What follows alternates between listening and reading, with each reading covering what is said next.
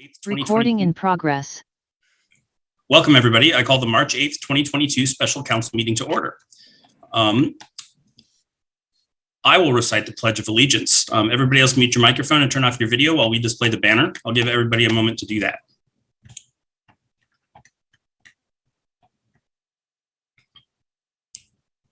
I pledge allegiance to the flag of the United States of America and to the republic for which it stands, one nation, under God, indivisible, with liberty and justice for all.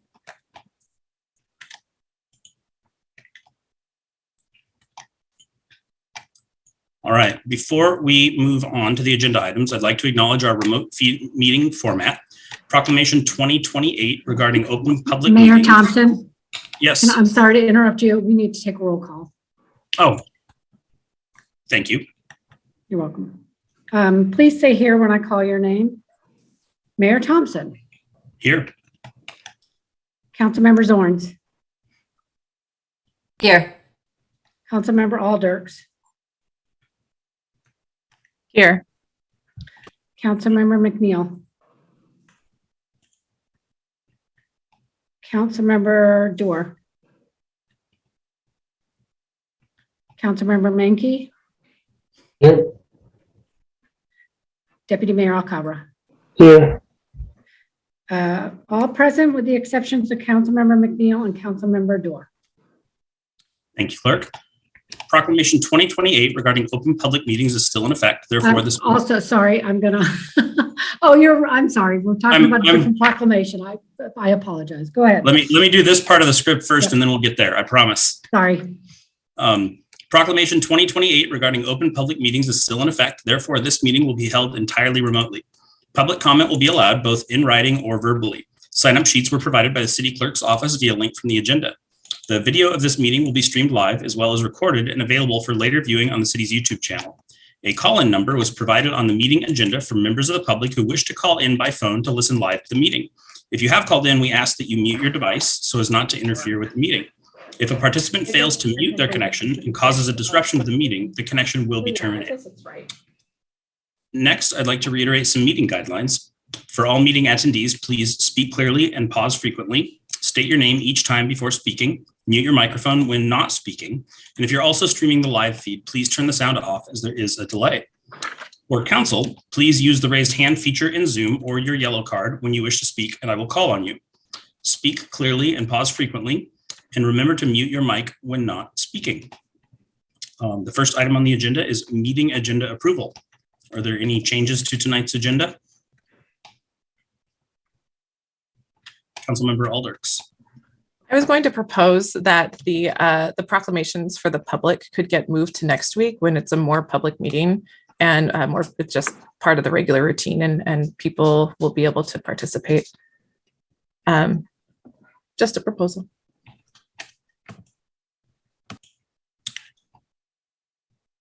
All right, somebody want to second that for discussion? I see the Deputy Mayor. I second. But I also saw City Attorney pop in, so I don't know if he had something to say. Nope, everything's fine so far.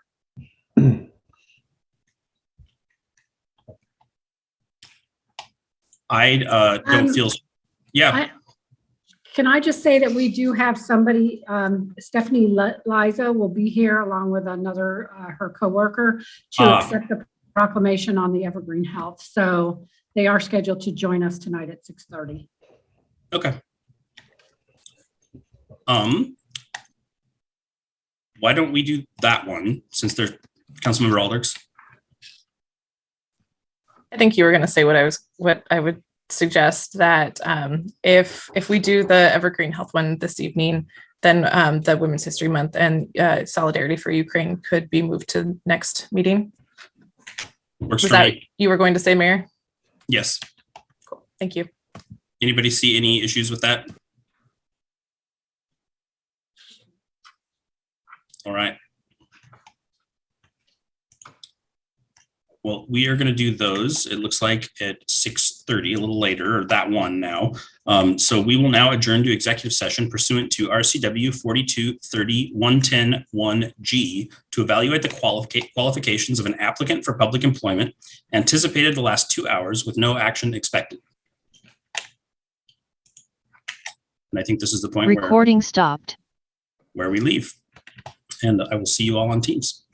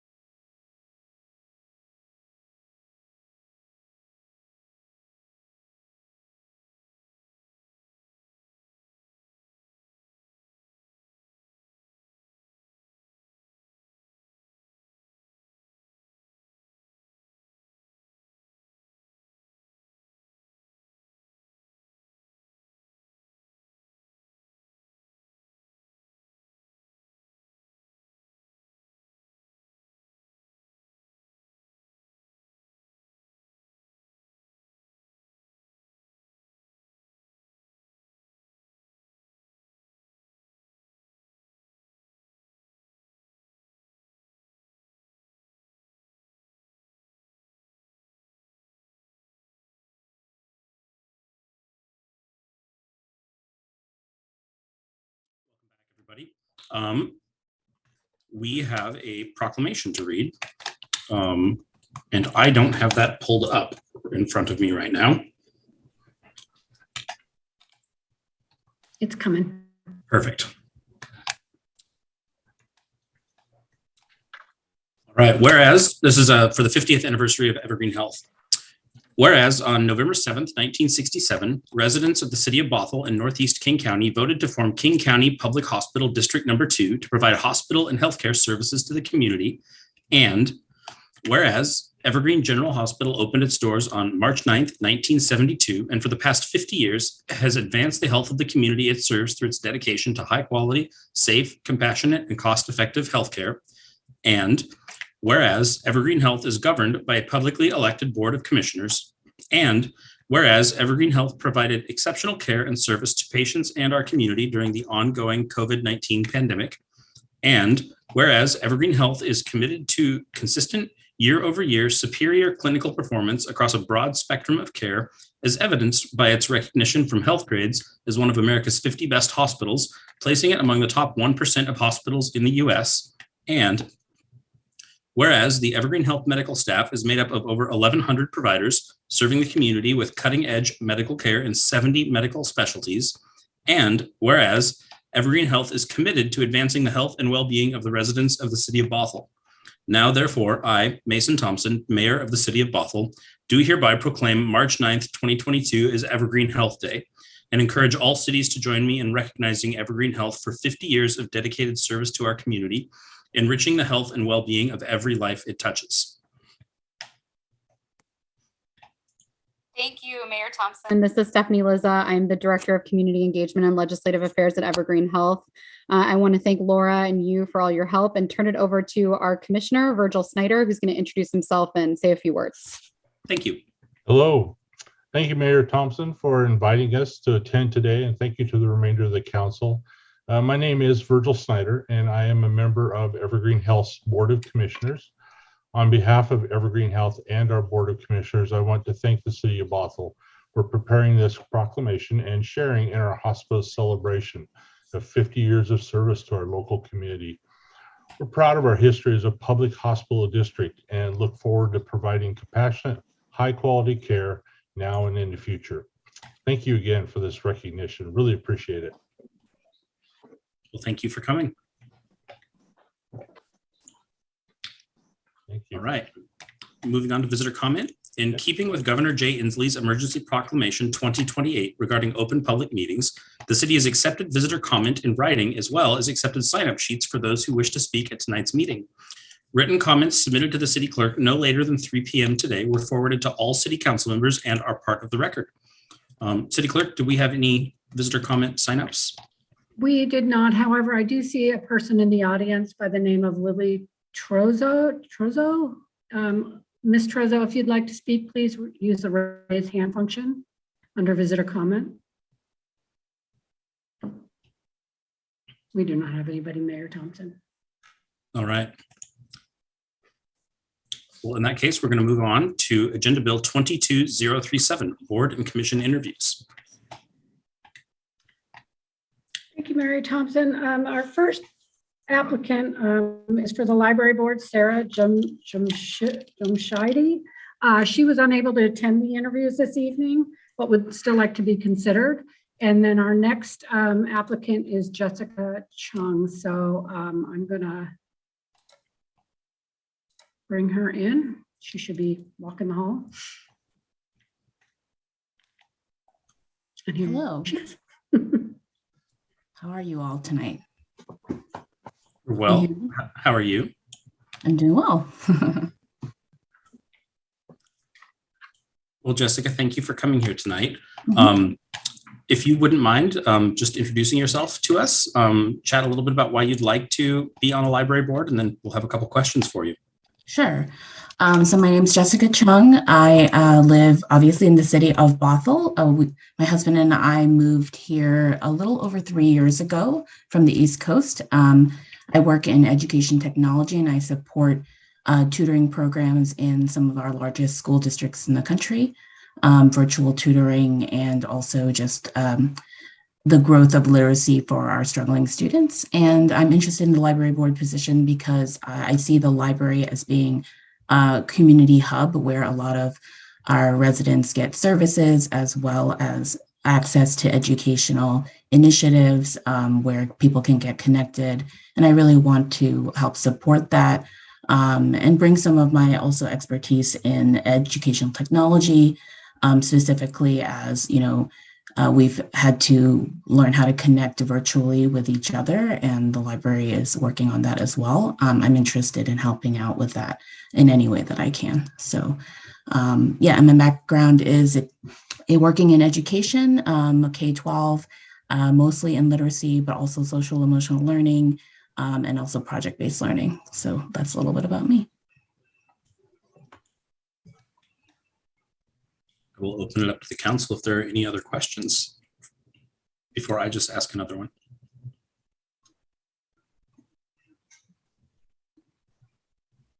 All right, Jessica, if there's one thing you could accomplish and you came in and like, let's do this thing, what would it be on the library board?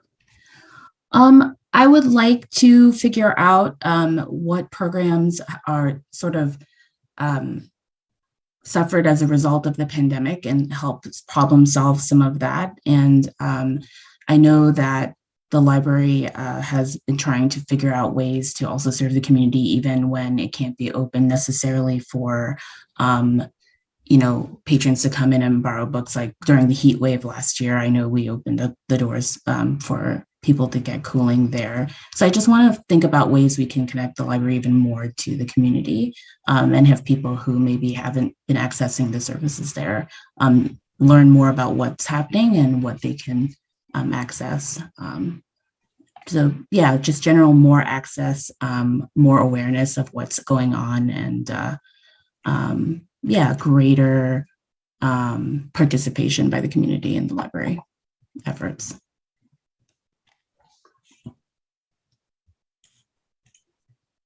Councilmember Alders. Thank you, Mayor.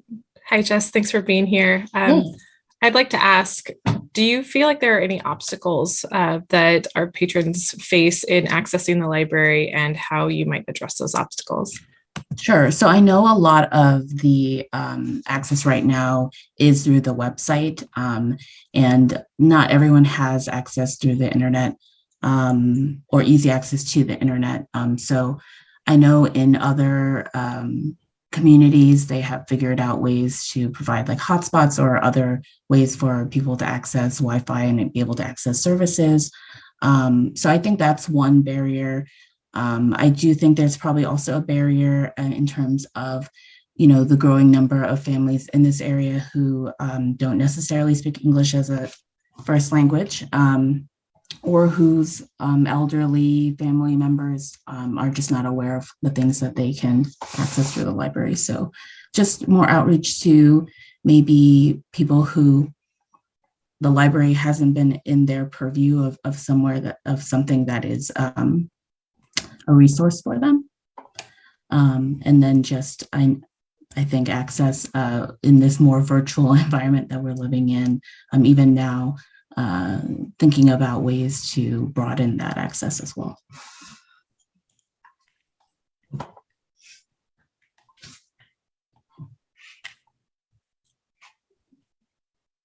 Deputy Mayor Alcabra. Thank you, Mayor, and thank you, Jess, for taking this this plunge into the public realm. I have a question. Can you, speaking of public realm, can you describe an experience you've had in recommending policy changes? Policy? I'm sorry? Did you say in recommending policy? Yes, policy changes, yes. Okay. Yeah, sure. So most of the policies I've ever worked on recommending have been in relation to education. So often when you're thinking about education policy, you're looking at the different research studies, community studies, action research that have been taking place in the community. And then you're thinking about what are the stakeholders in that community saying works, and bringing together potentially focus groups or different ways of connecting with people to figure out a solution together or a policy that works for the community. So for example, when we were thinking about education policy related to new initiatives in literacy, we did focus groups, not just with school staff, teachers and administrators, but also with caregivers, parents. We tried to think about all the different voices that will be affected by the policy, and make sure that those are accounted for when putting together a new policy. So that would be my view, is that we need community voices as part of it. And there's a session norm that we often use when we do trainings, and it's think about the empty seat. And so it's always thinking about who is not able to be at the table right now, and how can we make sure their voices are represented. Perfect. Well, Jessica, thank you so much for your time. We really appreciate it. Okay, thank you.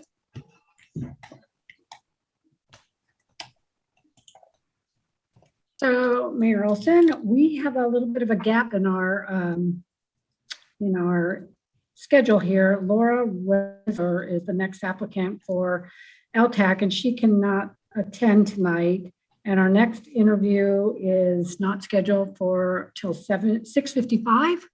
So we do have a little bit of a break because I'm not seeing her or anybody else in the attendee room right now. So If I would have if known we that, I wanna- would have chatted with Jess a little bit longer. Yeah, if we want to, oh, there's Nancy. If we want to move on to Nancy, Sure. Spinach, I can bring her in. So give me a second here to get her paneled in.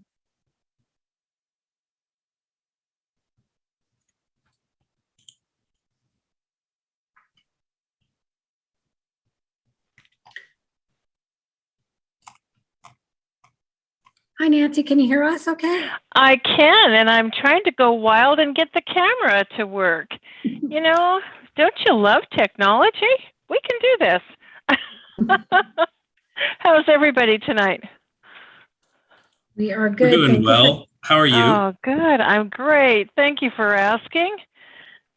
Thanks for taking time to visit with me tonight. Hey, thanks for serving on LTAC for all this time. We really appreciate it. All right, here we're getting the camera going. All right, Look here at it that, is. look at Good that. morning, Hello. afternoon, whatever it is. Yeah, I've Well- enjoyed LTAC. Thank you. Awesome. I mean, as we go into the next couple of years, is there anything in particular that you want to accomplish through LTAC?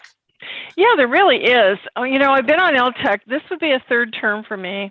And I know LTAC doesn't usually draw a lot of interest. And I was a little bit reluctant to be interested in getting on this third term. But just lately, things have kind of picked up. We seem to have a little more going on our agenda. There's a few more exciting things that I think we really could get our teeth into, and I'm excited about it. We've spent a lot of the last term I've had in our COVID pandemic, so it has really limited our amount of, things to do and ability to really. We've had very little tourism, and so it's taken some ingenuity and some thought to try to, it's a time for ideas. When you can't do things, you use that time wisely and use ideas. And so I think there's a new crop of ideas, and I'd really love to see some of those come to pass. I think, we've been focusing largely on an internet presence, drawing people in through their shopping on the internet, and I think there's so much more we could do locally to bring people in and capture their interest and really introduce them to the magic of Bothell. So I'm excited about that, and I'd really like to work on that. In particular, I'd like to see us do a project where we do walking maps, walking adventures. It wouldn't cost hardly anything, and it would really bring people in, give people, when you Google fun in Bothell or travel to Bothell, really give us something fun to do where we could talk about different places. We could have a murder in Bothell and a walk through the through the college campus and talk about the crows and the anomaly of these, the crows and what a phenomena they are, and show people where the bathrooms are, show people where the coffee and the treats are, and just really kind of tie some of the pieces of our community together by doing different types of adventures. So I'm excited about seeing where we can go with some of these ideas. Doing a lot of talking tonight. Sorry about that, guys. It's okay. The point of this is to hear you talk, so it's all Well, right. doing a lot of it. Yeah. Any other questions from the council?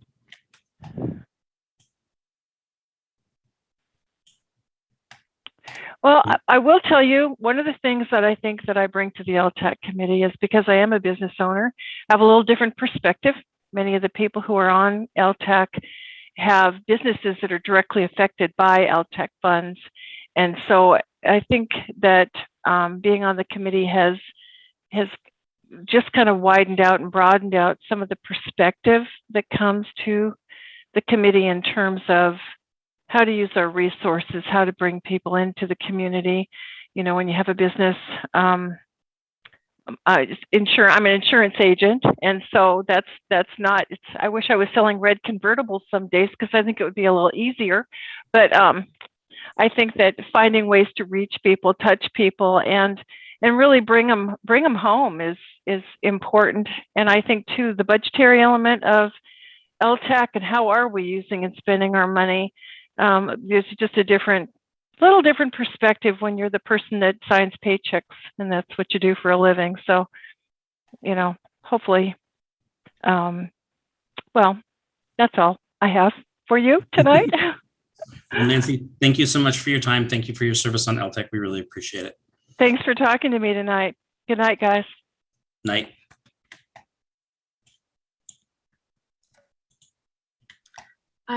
Next up, we have Sarah Webb. So you will get her paneled in just a couple seconds here.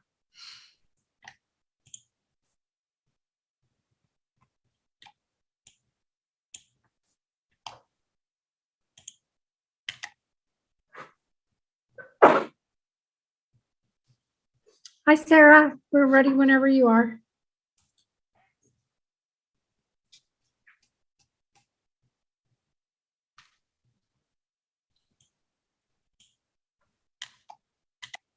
Sarah, you're muted.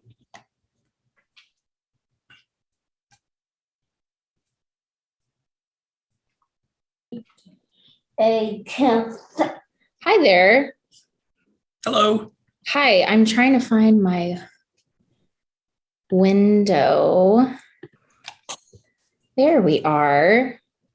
You know, you'd think we'd all be really good at this whole virtual thing by now, wouldn't you? Yes. We're not. I'm not. And I want you to know that my 3-year-old is around, waiting for his dad to come get him. He's putting the baby to bed right now. Well, mine are 5 and 7, and I promise they've said worse things on Zoom than anything your 3-year-old is going to say. So don't worry about it. It's okay. Could you tell us a little bit about why you'd like to be on LTAC? Yeah. So I had. Sorry. It's okay. Just go. Okay. I had seen following on social media that that you all were looking for people to fill positions, and I had worked for a few years as the event and marketing coordinator for the Parks and Rec department of the city of Redmond. And so I worked with LTAC on the receiving end and the application and reporting end. And so when I saw that you guys were looking for openings, I was like, wow, that would be really, not only am I definitely interested in from like being a Bothell citizen and kind of in a way being a part of what events and programming and activities come to our city, which would be really cool. I also was like, hey, I really miss that part of my life now that I'm with my 1 and 3-year-old every day. And I just thought that would be a really great opportunity to stay engaged. And I was like, well, I probably offer a really unique perspective with the experience that I have, and maybe I'm a good fit. So I guess we'll find out. Awesome. Council, any questions?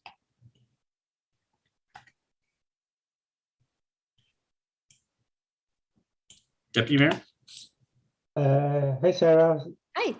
And thank you so much for stepping up and doing this as a resident of Bothell. You know, all of us step up in our different ways and different capacities. So I really appreciate you actually doing this. It takes a lot of, I'd say, courage to do so. I have the question I have, if since you worked in the city of Redmond, so that triggered one of the questions in my mind. Can you describe an experience that you had in recommending any policy changes? Most of the time it came about with when it in regards to like safety and risk management. In my experience, because they're like citywide events with all departments, I found myself a lot of times like commanding a room of the, you know, the fire chief and the police chief and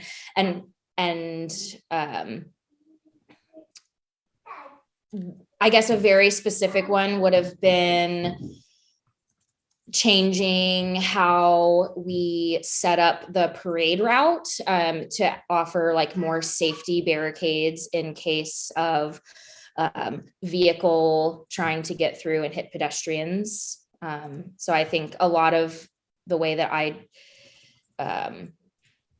you know, mostly like continuously looking out for different ways that there could be a safety issue, and then presenting my case to a lot of folks that maybe had like more experience and more authority than I did, but kind of getting them on board. Does that answer the question for you a little bit?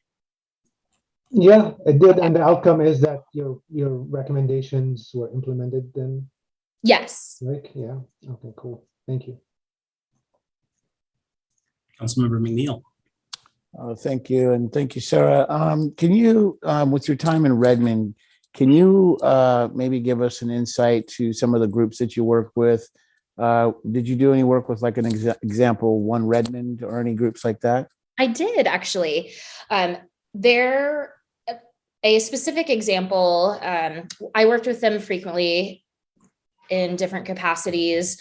There were actually some events that One Redmond had put on, and events that got a lot of LTAC dollars. And they had never filled out applications before. So some of their board members, I was actually like able to help them like when they're filling out their application for those LTAC dollars. And they actually had me, because on that executive board, none of them are event producers. And so they had partnered with myself and the rest of my team, the event team at the city, to actually produce some of their events for them. Thank you. Fantastic. Well, thank you so much for your time, Sarah. We really appreciate it. And I don't know what you did to get your kids to be quiet, but can you teach me sometime? I just told Dad, you better get here. I'm busy. Sounds about right. Yeah. Thank you. Thank you.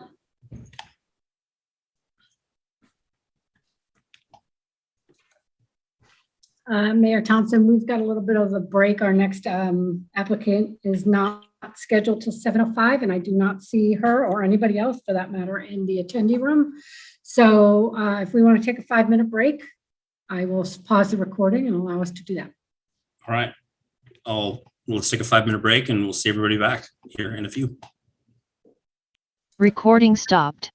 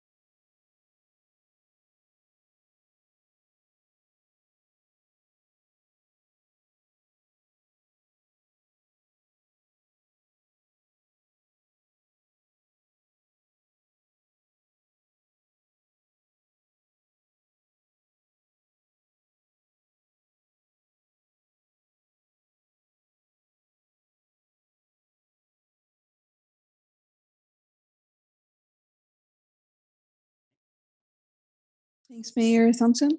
Thank you. I would just love to just hear a little introduction for you to the group and just tell us a little bit about why you're interested in serving. Well, I am Shama Farag. I'm a local author, a translator, UX writer, voiceover. So I'm multi-talented. So I have a little bit of artistic background. I'm also the chair lead of MAPS MCOC, MAPS Mini Culture One Community. It's the program dedicated for art and culture and history at the Muslim Association of Puget Sound.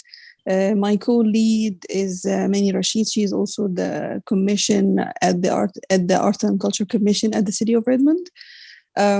We have offered a lot of services and helped local artists to get grants, and even we are in the program itself. We got a grant, 2 grants actually, one from the City of Redmond and the other one from for culture for the program we launched, the activities we participated in.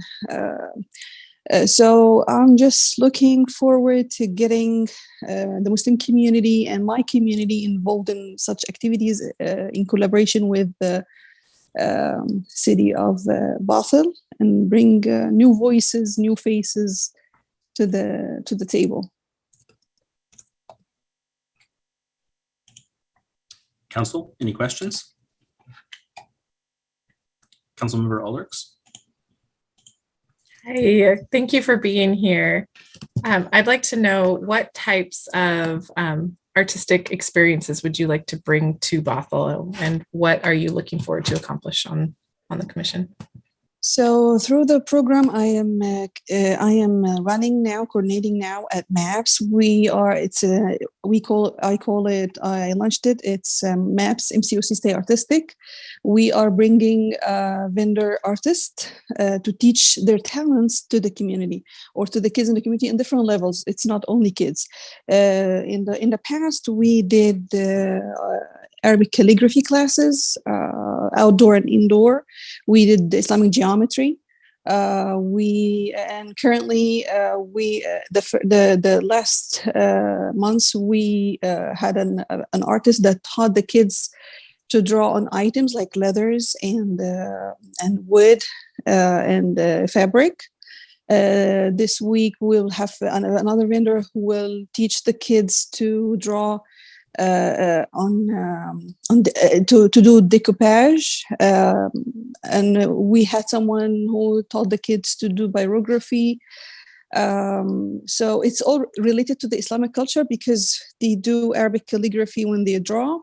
And in the near future, we're launching another program. It's MAPS MCOC Digital Arts, to teach the kids or the youth mainly Photoshop, the kind of arts that will help them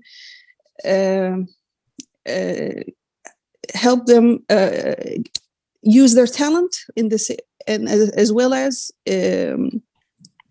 use their tech skills, which is so relevant here and because the kids are here so tech savvy.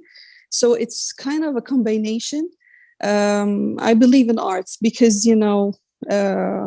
when it's a kind of, it could have been something you could go to when you're overwhelmed, or it could be a way to earn a profit, so I'm promoting these ideas in my community. And the artistic background, the Islamic culture is really rich with many kinds of arts, including the arts, the culinary arts, the Islamic geometry, the Arabic calligraphy. It's so rich.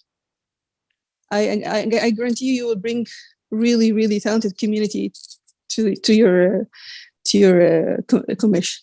Inshallah. Inshallah means good willing.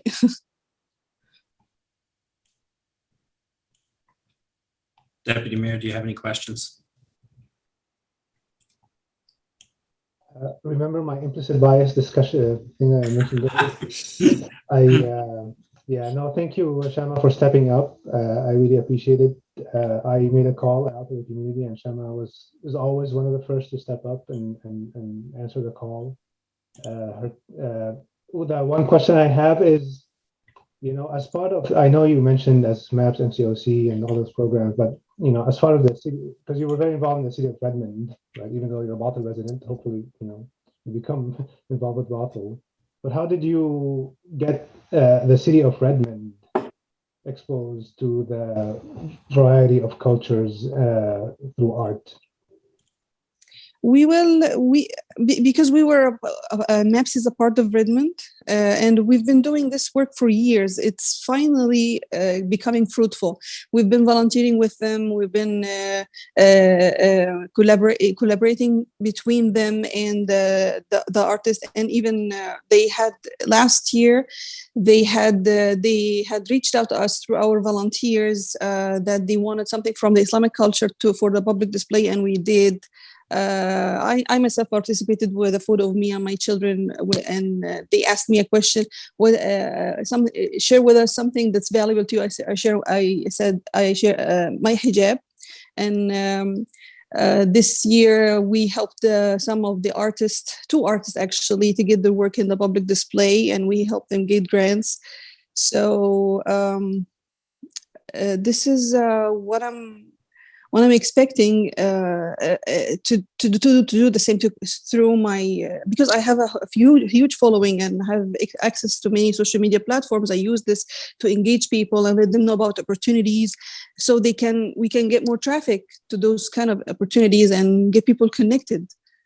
Because there's so many services, but people don't know about it. So it has somebody who already people have their eyes on, or they are already watching, or they already benefit from their services, to let them know about other services and other people. So this is what I'm thinking. Shama, thank you so much for your time. We really appreciate it. Thank you. Thank you. Good day. Next up, we have Royden Lepp.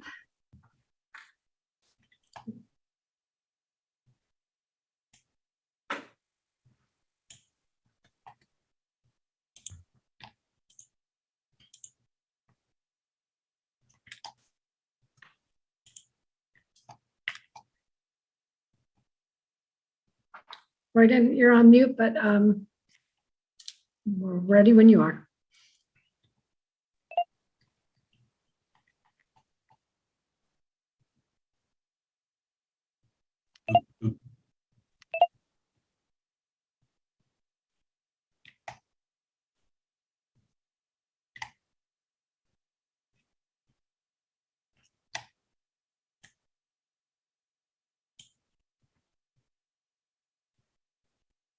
Are you there, Royden?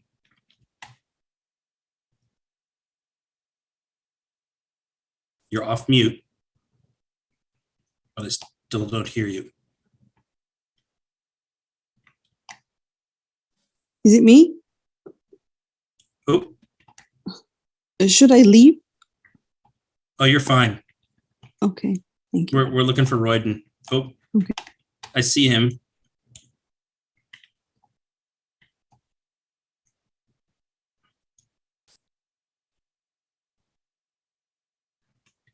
Trying the AirPods.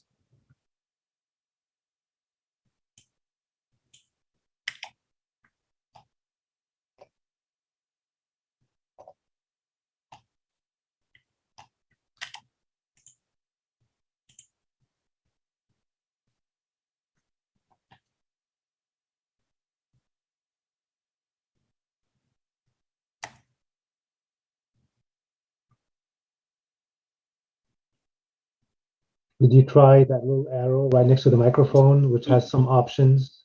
I think. Oh. Royden, say something? Oh. No. No. I'll tell you what, Mayor Thompson, we could put him back in the attendee room and bring in our next applicant, and that way give him time to check his audio. We're going to do that, okay, Royden? Next, we have TJ Buellman.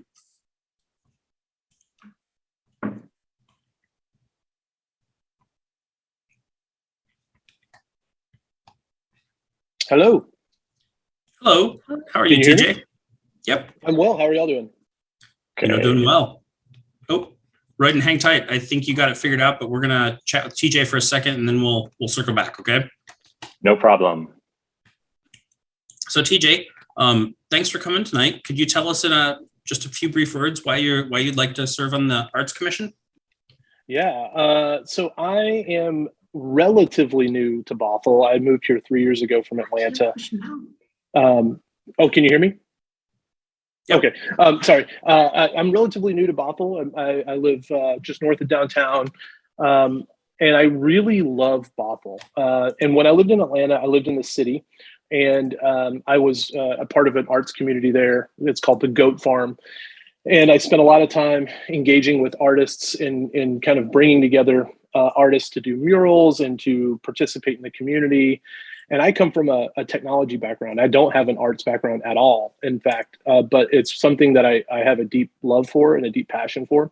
And since moving to Bothell, I've looked for ways to kind of engage with the community, and it kind of my introduction to Bothell was perfectly timed with COVID. And so now that we're emerging from COVID, fingers crossed, or at least moving into a direction where we can be more engaged with the community. I really want to bring this background I have of bringing arts, bringing people together through art to Bothell. I think there's a real opportunity here. I think we're a town that's growing really fast. We're a town that the age is changing. We're sort of at this crossroads here in Seattle. And I think it's a real opportunity to kind of demonstrate how cool Bothell is, because I didn't think if I'm being totally transparent, when we moved here, I was like, I'm moving from the city to Bothell. What is happening? And since moving here, I'm like deeply in love with this town. And I may have noticed, like, I'm the guy who rides the bike around town. I drop my kids off at Birch Tree and at Maywood Hills, and I just love this town, and I want to contribute any way I can. Deputy Mayor? I want to step in before the mayor steps in about the biking thing, because he's a big fan of biking. I wanted to ask you a question. Thank you for, number one, being relatively new and stepping up so quickly and trying to bring some experiences from the past over here. What is one thing that you did, a policy change that you recommended over in Atlanta that got implemented? I can't, if I'm being totally honest with you, I can't suggest any policy changes that I made. I lived in the South for my first 40 years, and the South is devoid of policy, for better or worse. And so it was really more around the community. It was engaging the arts community and sort of reaching out and helping build like an artist in residence program at this place called the Goat Farm, and helping find funding for artists so that they could contribute to the common good, to the public good. I helped kind of bring together muralists to do murals in downtown Atlanta and a couple of places, and helped raise money to fund that.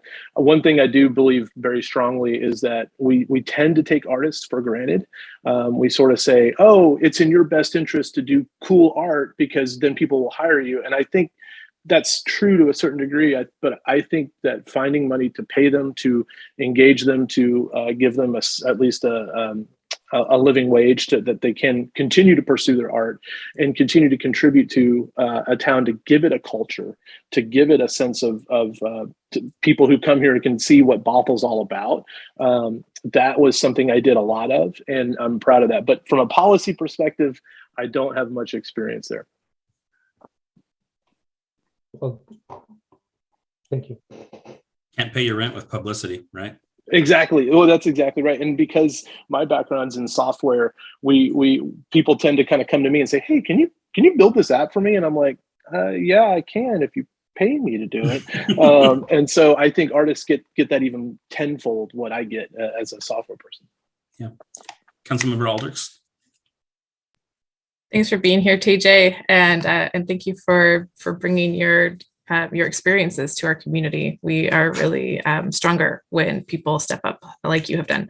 My question for you is, what are 3 adjectives you would like to see Bothell aspire to be?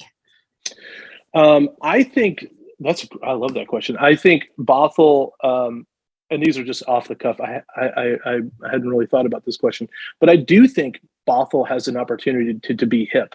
I'm 45 years old. I have 2 kids. I am definitely not a hip dude. But I do think this town, what I've seen in just my 3 years of living here, and my sister-in-law lives in Woodinville, and I've been coming to Bothell for the last almost 10 years. I've seen a transformation here that is almost profound, and it's a demographic that is younger. It's hungrier for culture, and it's more interested in kind of in things to do. So I think hip is one. I think energetic is one, and I think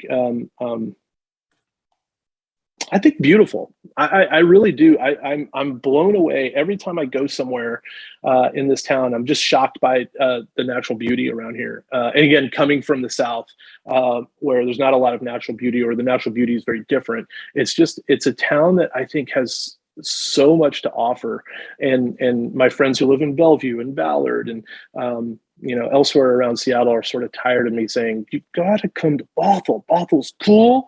Bothell's awesome. And we have a lot to offer here. So hip, energetic, Sold. and beautiful. TJ, thank you so much for your time. We really appreciate it. Yeah, thank you so much. Good luck. Thank you.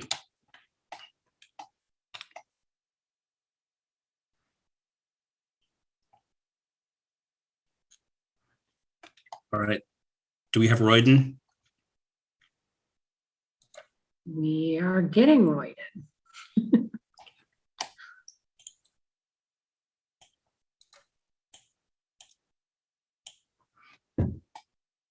He's coming down the hall. Can you hear me? Yes. Whoa, that's great. I Zoom all day. How could I mess up a Zoom call? I don't know. I don't either, but I still do it too. Thanks for coming. Could you tell us a little bit about why you'd like to be on the Arts Commission? Sure. I'll be totally transparent and say there's a lot of curiosity. I'm really interested in ways I can participate in the community as an artist, as someone that's passionate about artwork. I don't know what the role of somebody on the Arts Commission would entail, but I want to know more, either through this opportunity or through further education or through participation. So I'm interested. I'm also, because I'm at a time in my life, as a lot of people find themselves, where I've had a wonderful silver lining of the pandemic, which is, a reset on my professional career and my own personal career journey. And it's allowed for much more time for me to be involved in my community, in school at Maywood, in my church community, with my friends. And when I saw this opportunity, I just thought, this is another one where I want to find out more and see if I can participate with my gifts in Bothell. Fantastic. Council, questions? Councilmember Aldrich. Thank you so much, Royden, and for expressing the silver linings that you've found over the last couple of years. So my question for you is, what type of public art or art experiences would you like to see in Bothell, and how would you help bring them to us? That's a great question. I see around Bothell the kind of bubbling of artists that want to participate in the community, and from people doing it on their own energy and effort to professionally, like the forgetting the name of the frame store downtown, Tiga. I always forget the name of his store. I've spoken with him a few times. Tsuga. Anyway, he's his presence on Main Street, the art that he has on the windows, the shows that he has on. I've walked into a store and just had music playing there. It was a wonderful experience. It's things like that. I can see that the community is rich with art, and I want to identify the ones that are appropriate for our community, help identify them and help bring them to the forefront of helping to create our culture that is specific to Bothell. I think that that's really important. I feel like as artists, one of your greatest callings is to participate in creating culture. And I would see that as a council member or as being in the Arts Commission, you would be seeking out, finding those voices and talent and bringing them to the forefront of the community. That's kind of how I would see it. I don't know if that answers your question. Well, Royden, thank you so much for your time. We really appreciate it. Thanks, guys.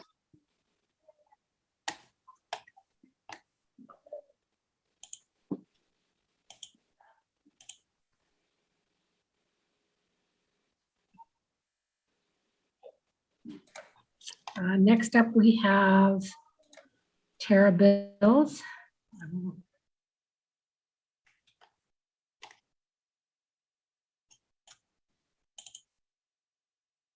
Hi, Tara. Can you hear me?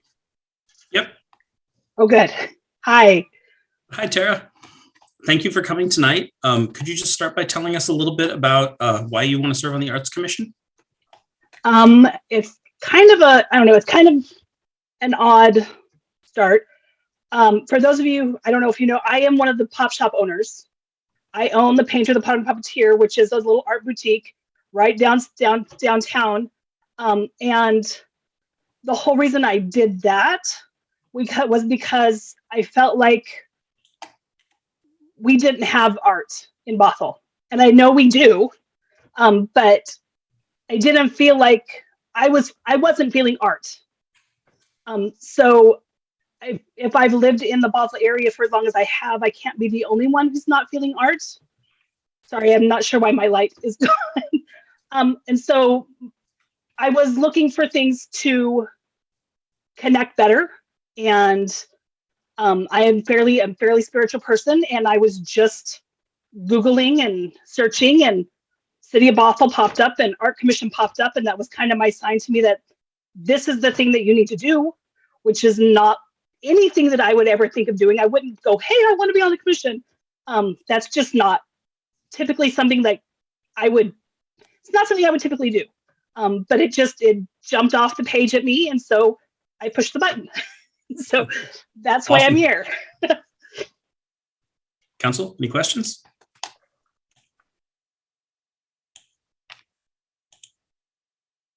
Deputy Mayor.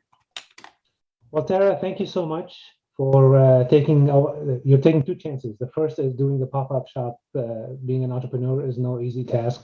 So thank you so much for doing that. And number two, the secondary reason for that, thank you for doing it because of the promotion of arts. And thank you for stepping up, try this commission. You know, it's not easy to do public service and do things for the public, so I appreciate it. The one question I have, I know it didn't, what have you done, some of the things you've done in the past where you helped bring, other than the pop-up shop, art to your local community? I was an elementary school art docent, which is actually one of my favorite things to do when my kids were in school. And I actually did it I had special needs kids, so they were at different elementary schools. So I was art docent at multiple schools. I helped docent as well as help work and create the program at our school. I was also the talent show mom. And then I do art. So sharing my art any way that I can is another way that I've done that. Councilmember Alders. It's good to see you, Tara. Thank you for being here. To see you. So my question for you is, what do you feel like Bothell can do to support and promote artists in new and creative ways? It's a really good question, and I don't know that I have an easy answer because I don't know that there is an easy answer. I think there's steps that need to take place. I did notice that we've got an art walk coming up. I think it's next week. And I think one thing that I noticed when trying to share my art is that I didn't have the information. I didn't know how to get the information.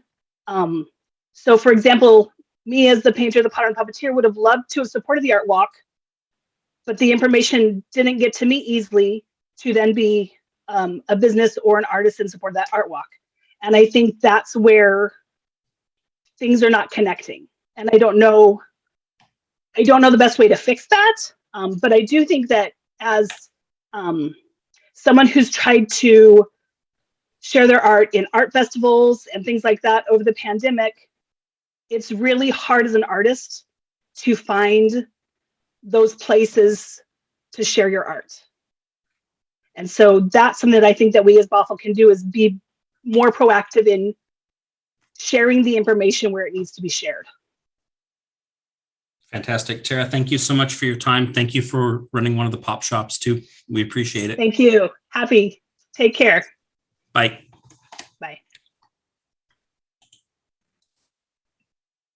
All right, next up we have Kelly Atkinson. So give us just a minute. We'll get him paneled in.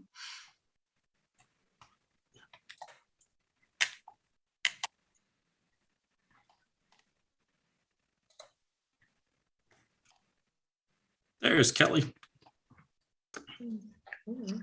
Good evening. Good evening, Kelly. Thanks for serving on the Arts Commission. What do you want to keep doing this for? Well, we're moving into a really exciting time right now. I've been a member for 5 years, and we've done quite a bit, including the cultural plan, which we're really proud of. But we have a really good nucleus of experienced art commissioners right now. And we just began a strategic planning and operations committee that I think is really going to vault us forward. We're doing going to propose a grants program at some point. And we're really trying to really be more of a connector to the community. We need to be better ambassadors for our community. And we think this strategic planning and operations is going to really help us.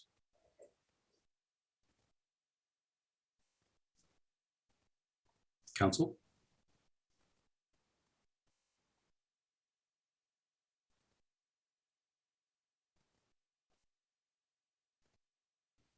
All right, well, Councilmember Aldrichs. My apologies. I clicked on that raise hand button like 4 times before it finally responded. So I don't know, Zoom gremlins are trying to get us all We're all bad at Zoom. It's just the thing. We should be good at it, but we know how to use it. It just doesn't work sometimes.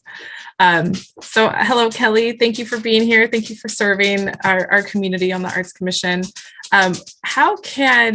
What do you need from council to be more successful in the Art Commission? Yeah, that's something we've really been talking about, and that's part of the strategic planning and operations committee that we've started. And we'll be reaching out to you, or at least someone from the committee will be very soon. Certain things we need in order to be more effective community ambassadors is we need to be able to have a meaningful web presence. And in order for us to do that, we felt probably one of the first things we need to do is create a professional identity. We're in the arts field, and so we better look artistic. We've been reaching out to a lot of other arts commissions and arts organizations, getting ideas, and a couple in particular. We're a relatively young arts commission, only 5 years, but a couple in particular have really helped us out. Edmonds and Renton have given us a great deal of information, and we're well into the strategic planning and information. So you should be seeing that pretty soon from somebody within our organization.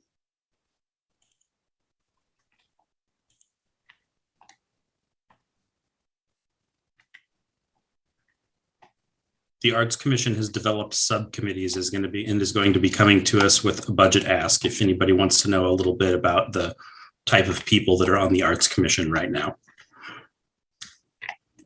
And it's full of people who get stuff done. I don't have any other questions. Does anybody have any other questions for Kelly? Doesn't look like it. Kelly, thanks again for your service. We really appreciate it. You bet. Thank you.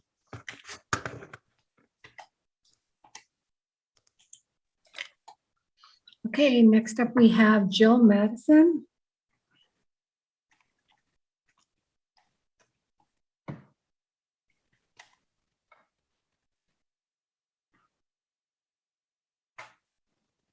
Hi, Jill. Hi, can you see me? We can. Great. Thank you for coming to chat with us tonight. Can you talk a little about why you'd like to be on the Arts Commission? Yeah, absolutely. I actually served, I just moved to the area in 2019, and I served on the Kennewick Arts Commission in Eastern Washington. And I also have served on numerous performing arts 501c3s and things like that. And I just have a real passion for arts and bringing it to the community. I really feel like it's a place where a community can really come together and it helps form an identity. And I just love the charters of an arts commission and what it can do and how it really brings a community to life. So yeah, when I saw this came up, I jumped on it. Awesome. Council, questions? Councilmember Zorns? I'll tell you my bias because I love visual arts, but I also love performing arts, a whole bunch, dance and music. So can you tell me about those pieces in your past involvement in things? Or Yeah, tell absolutely. us. Yeah, I completely agree. And I think it's something that often gets passed up on an arts commission. A lot of times it really biases heavily on visual arts or, painting and things like that. But I think performing arts is a place where, one, there's a ton of artists in every community that you can, pull from. And I, in particular, was part of Mid-Columbia Musical Theater before it was like our community musical theater. It's a 501c3. And I was the vice chair of that. And then I also conducted and directed many, many productions for that. And I think to grow a community and rally around, productions and especially visual musical performance arts, it really allows so many more people to come in and to join. Something that we saw in my tenure, especially on the Mid-Columbia Musical Theater, was the amount of community activity that got involved. And then we were able to do more things with community outreach, more events that were cross from the ballet to the choir to the performing arts. And then we saw more people come to all of our events and started to really understand and look forward to certain either like gala events or, every year we'd have certain, choir performance, symphonic performances that just kind of grew every year. And I think with what Bothell is doing, I lived here about 15 years ago and it's very different now. And I think it's really such a ripe time to offer things like art in the park or a summer, music fest, these types of things that will bring people in. And I think Bothell can really be a destination for that type of thing. It's beautiful. We have the park, we have the space. I think it's just set up to do some really great things. Thank you, Jill. You got me pining for summer now. Right? I know. We're doing a Friday night market with music, and we've got the Arts Commission working on it this year coming up. So hang tight. We got some of that kind of stuff. Excited. Concerts there too. Amazing. Any other questions from council? Well, I love the focus on music. Oh, I'll just say this real quick. I love the focus on musical art because my wife is a violinist by trade. Amazing. So we enjoy that. Councilmember Aldrich. So I do not know how to ask this question without it being too leading, and I apologize. No problem. So I'm just going to be blunt. How do we get a civic theater in Bothell? I completely agree. It's actually something that I've looked into. And I mean, I think it just starts with fundraising and to be smart about fundraising. Because I think one of the reasons that a lot of communities fail getting a civic theater is putting the artists in charge of getting a civic theater. And so figuring out where you're going to put it and how much fundraising you need and being very clear on the scope of what your like civic theater needs to be becomes really important. So you don't get a bunch of scope creep or like we could have a multi-purpose or, you know, I feel like that's where I've seen, at least when I was in Kennewick, like our community failed to try to get a community theater.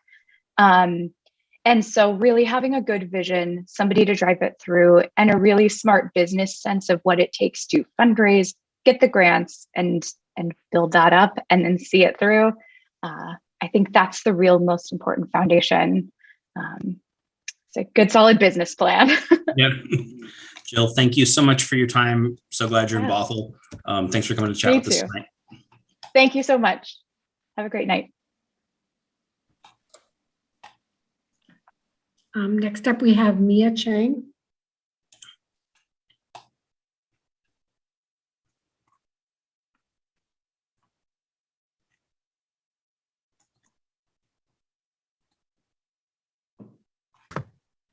Hi, can you see me? Yes. Hi, Mia. How are you? I'm good. How are you? I'm doing really well. Can you talk to me a little bit about why you want to be on the Arts Commission? Yeah, so I feel like throughout the whole pandemic, we've been disconnected since, we've had a lot of physical separation. I feel like throughout this time, community has been really important, and I think that we can build community together through art and through the commission. And I also really like the inclusion of the youth member in the commission, and diversity, I think, is a great incorporation. And also my sister, who's also been on the Arts Commission for a couple years, had a really good experience. She learned a lot about community, government, and art, and I want to have that same experience as well. Council, questions?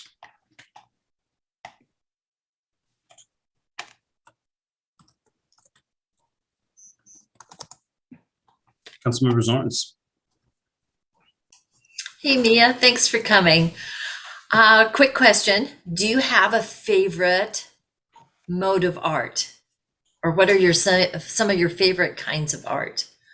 Yeah, my favorite kinds of arts personally are music and poetry. I feel like you can portray a lot through words and through music, and I feel like it could be for anyone, and it's a great way for everybody to share their voice. I also really like abstract art, although I don't have very much experience with it, but I also really like the visuals. I feel like you can portray a lot in a piece of visual art as well as writing or music.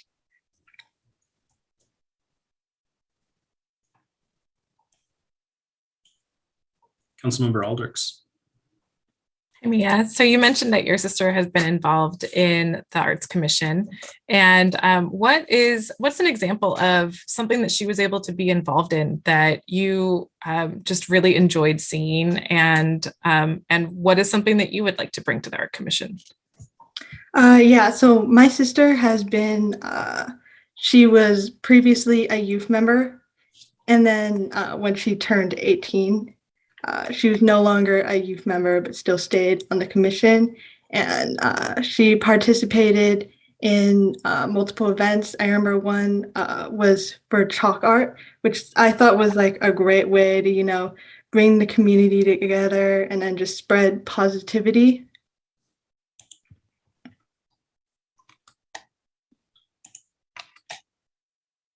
Fantastic. Mia, thank you so much for coming tonight. Really appreciate it. Yeah, thank you too. Have a good night. Yes, you too. Okay, I feel next up we have I'm sorry. I just said I feel like we need a bigger arts commission. We have such amazing people here in the city. Next up we have Andrew Nelson, applicant to our Parks and Rec Board. Give me just a second. We'll get him walking down the hall here. Hello, Council.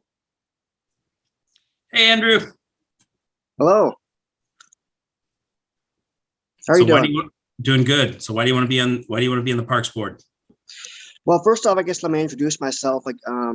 I've lived here my entire life, but basically I'm 24. I've lived here 22 years. I've done a lot of community service for Bothell. I've handed out masks during the pandemic. 2 counties gave us masks to hand out. I also, in regards to parks, I've volunteered with Whale Scouts, and Whitney, the owner, is actually on the commission. I think they're board. I think that's really cool. But in particular with parks, I think they're a great way to meet people in our community. I've done it a ton of times, specifically at Stipek. That's my kind of home park, and I've spent a lot of hours there playing basketball.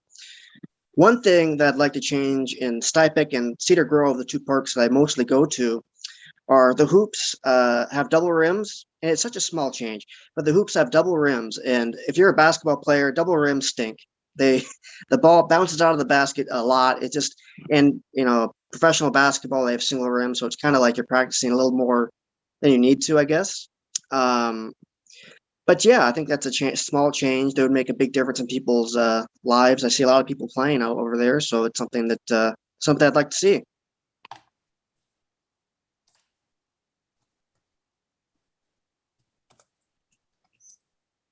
Councilmember Alders.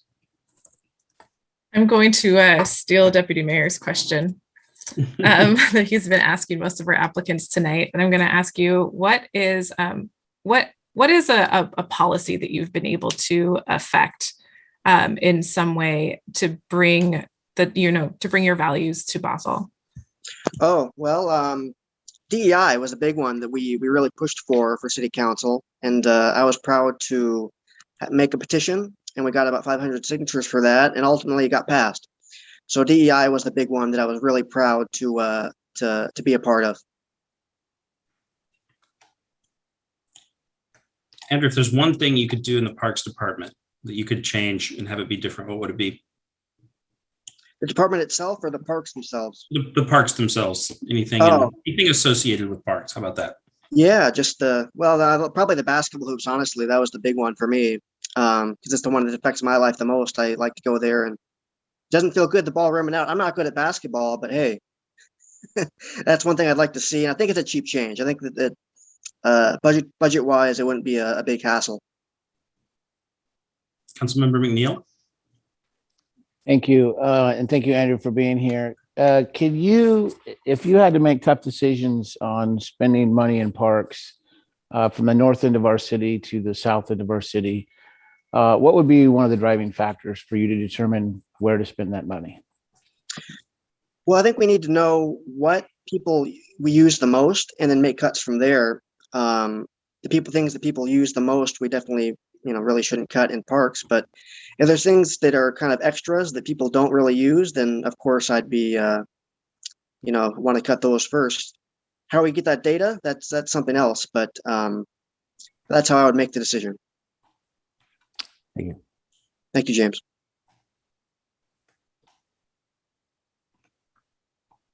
Awesome. Well, Andrew, thank you for everything you do in Bothell. Thanks for coming and talking with us tonight. We appreciate it. Thank you, Council. I should have called, I didn't mean to call you James, Councilor McNeil. That's what I should have said. So thank you, guys.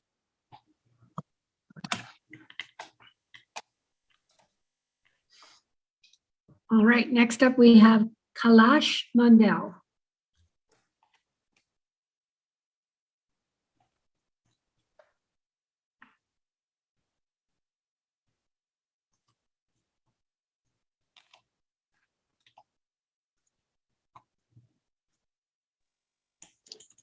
Hello. Hey, Kailash, how are you doing? Hello, Councilor Mason. Yeah, good to see you. Good to see you too. It's been a while since we saw each other on the Parks Board. Yep. So how are you liking it, and why do you want to stick around?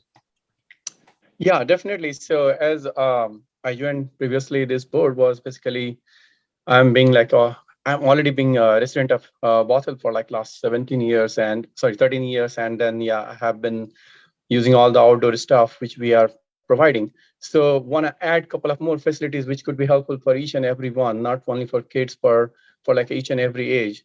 So yeah, I'm basically I have already started doing the cultural events, and I really want to add a couple of more stuff to it.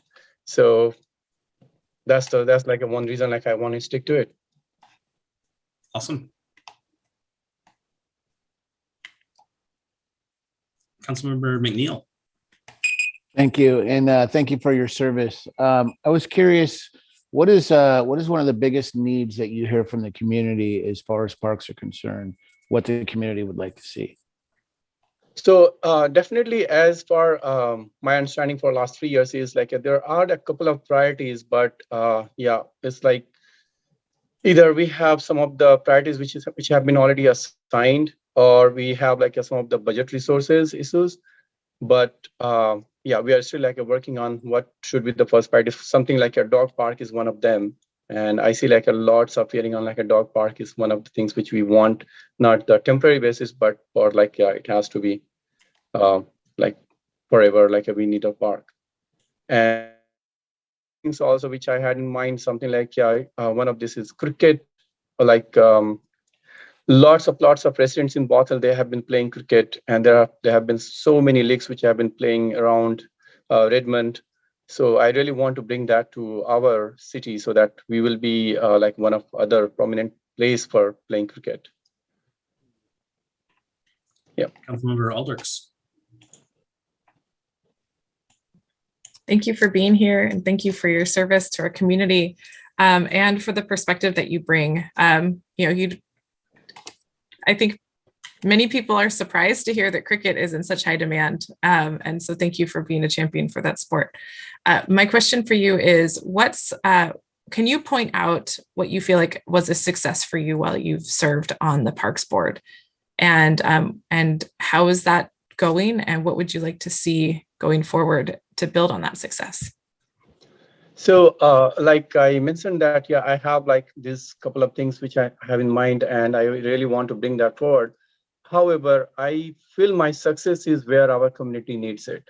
So for example, if our first priority would be to add more parks or to add more places where like a specific group of people or a specific age group can use that, if I bring that to our if I bring to that to board, and if we will be able to deliver that, that would be my success. Does that sound right, or did I not answer your question? Thank you. I appreciate it. Thank you. Councilmember Zorns. Hey, thanks for re-upping. I have a former student who was lobbying for a cricket field this summer, so and very passionately about it. So my radars and antenna is out there for that. We have 10 people who maintain our parks. And this is just a question of curiosity. Has there been any discussion within the Parks Board about how to recruit volunteers to come in and work alongside and help out our parks? Have you had that discussion? So from volunteering perspective, like we have like a couple of volunteers group, which they have been helping us. I think like every nowadays, like every alternate month, we have that meeting. So we get to know those reports that they keep coming and they help us. But yeah, in order to recruit more, yeah, definitely we have to have like a more vocal, more our voice overheard, like all about like in the schools, in the communities where everyone meet. For example, like we didn't have, the point is like we didn't have any kind of public gathering where we can have our voice that, hey, we need more volunteers. So it's all about digital, what we have been doing for last 2 years. So I can see like there has been like not as what like number of volunteers what we are expecting has been met yet, but I hope like from this year onwards we will have more voice heard to the community and we'll get more volunteers. Well, thank you for that. I think at some point council ought to have a Whale Scout Appreciation Day, and it's encouraging to hear that you've been talking about that and working it. And just to add to that point, like I was driving the cultural events, which had like a couple of things, like all the events is specific, not specific to a particular race or religion, but to like each and every, you can say diversity in our Bothell. So that includes like so many events, and I'm pretty sure, yeah, this is also there. So yeah. Kalash, thank you so much for your time. Thanks for serving on the Parks Board. We really appreciate it. Thank you. Mayor Thank you, everyone. Thompson. Mayor Thompson, it looks like we Yes. have a little bit of a break. Okay. Our next appointment is not here just yet. That would be Zachary Ott. So if we want to take a 5 or 10 minute break right now, that'd be great. It looks like I don't we have. anybody. What's that? It looks like we have Zachary scheduled for 8:10. Correct? Yeah, and I don't have anybody else in the audience or in the attendee room to bring in early. So. All right. Well, let's break until 8:10. Great. Thank you. Thank you. Recording stopped.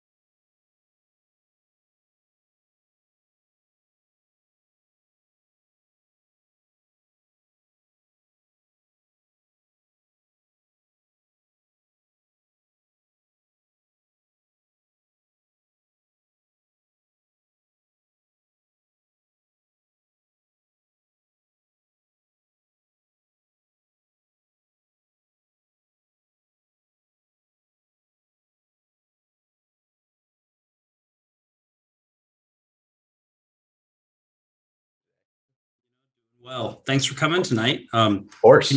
Can you chat with us a little bit about why you'd like to serve on the Parks Board? Yeah, absolutely. So I'm a new resident of Bothell. I just moved here actually just last summer.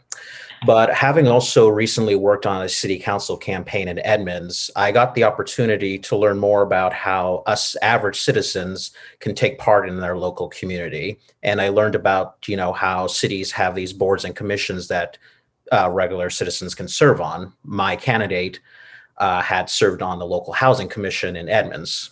And so learning more about these kind of city boards and commissions made me realize, that's actually something I would really like to do.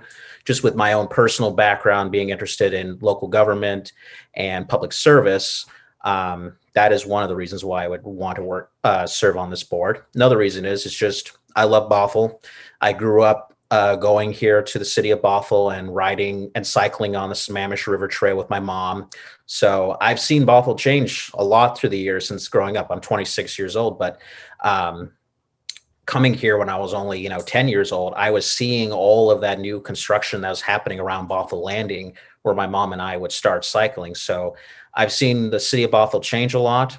And that was part of the reason why, after my wife and I got married, also just last summer, we both, when we were looking at places of where we're going to settle following our wedding, we were like, I was talking about, hey, I'd like to move to Bothell. It's a really cool area and it's really up and coming. And so, yeah, those are just a few of the reasons. Fantastic.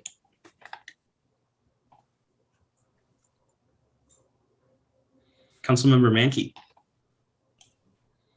Thank you, Mayor. What would be the biggest thing that you would like to do on this board? What would you like to accomplish? Yeah, so I actually took the Park and Recreation Department did last year or 2 years ago. The years are so lost now with COVID and everything. The last 2 years are just kind of a blur. But looking at the 2020 pros plan and looking at kind of like the main themes, the core themes that was being discussed in that research project, one of the main things was a dog park. And I'm a dog owner. I love walking my dog around the area. I love taking them on the Sammamish River Trail because that's where I live close by. But I would really like the idea of the city of Bothell having a dog park. And looking at the pros plan, it was clear that the respondents who were surveyed in that project also overwhelmingly want a dog park also in Bothell. I know there is one like over in I've taken my dog to the one over in Kirkland over near Juanita. And that seems to be like the closest dog park that's accessible to us people who live in Bothell. But I think it'd be really nice to have one here now in Bothell. And with the amount of parks we have, and due to our also Bothell's overall size, I think it would be a good idea to maybe even possibly have two.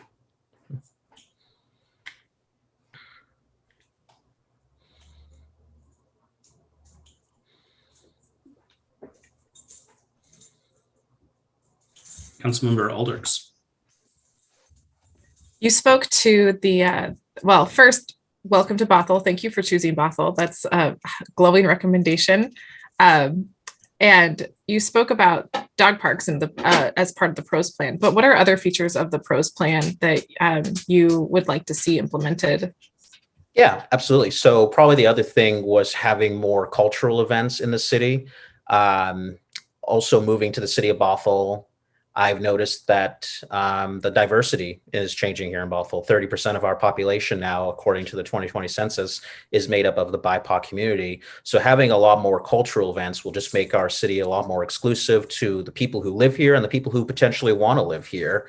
From my own perspective, the types of cultural events that are already starting to happen this year, especially now as COVID is starting to hopefully wane, fingers crossed, and we can start having a lot more of these recreational activities. I think if we have the opportunity to hold these types of more cultural events that celebrate our diversity of our city would be something that I would definitely like to take a part of and push for more. And making sure that not only do we put together these cultural events, but that the people actually know that they're on. And I think that's probably like the biggest thing when it comes to recreational events, is making sure that they're promoted enough within these communities so these communities know these events are happening.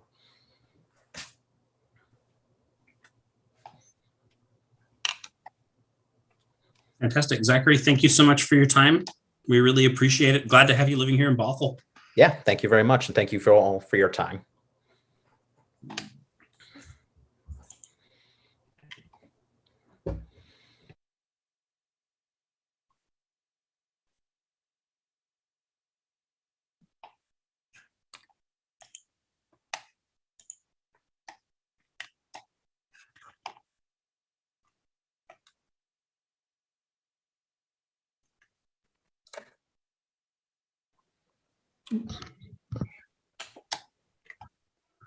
Hi, Noel. How are you? Hey, good. How are you? Doing well. Thanks for coming to chat with us tonight. Yeah, definitely. Can you tell us a little bit about why you'd like to serve on the Parks Board? Yeah, my wife and I moved here about 4 years ago, and we've really enjoyed our time here in Bothell. We actually just bought a house 2 years ago up in Canyon Park area. So we've made a commitment to stay, and we'd like to be a part of the community and part of the government. And we've really been, able to take care of or take part in a lot of the parks and everything about that Bothell has to offer, especially when we're kind of confined to our houses in the past couple of years. So we'd pretty much go every day to go to Blythe Park and Wayne Park and go over to Bridgewater just to take our dog and to get a walk outside so we could get out of the house. And yeah, we really appreciate having just the resources that are here, and we want to do what we can to improve them as well as just keep them, as great as they have been to us. So yeah, I'd like to be a part of or get involved in the government and get involved with more with the town, especially since I do have some background in mapping and not necessarily planning itself, but background in the sciences as well as in environmental studies. So I'd like to see how that could be applied to any work that needs to be done.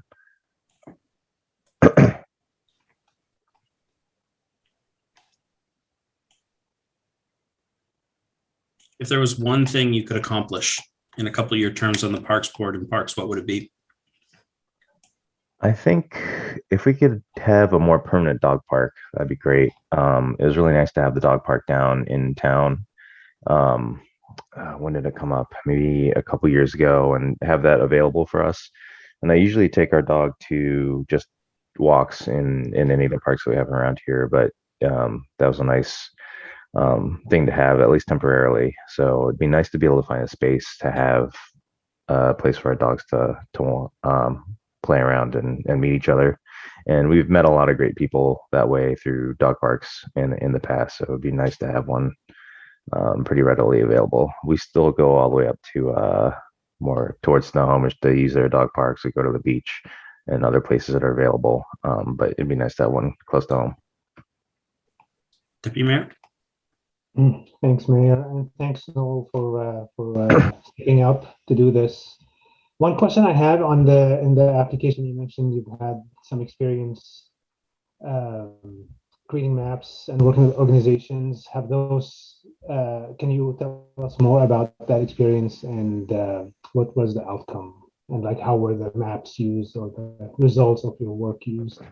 Yeah, so going back for a while in graduate school, I was doing work with planning more like pesticide and like insecticide plans around like locations of insects, invasive insects in specialty crops.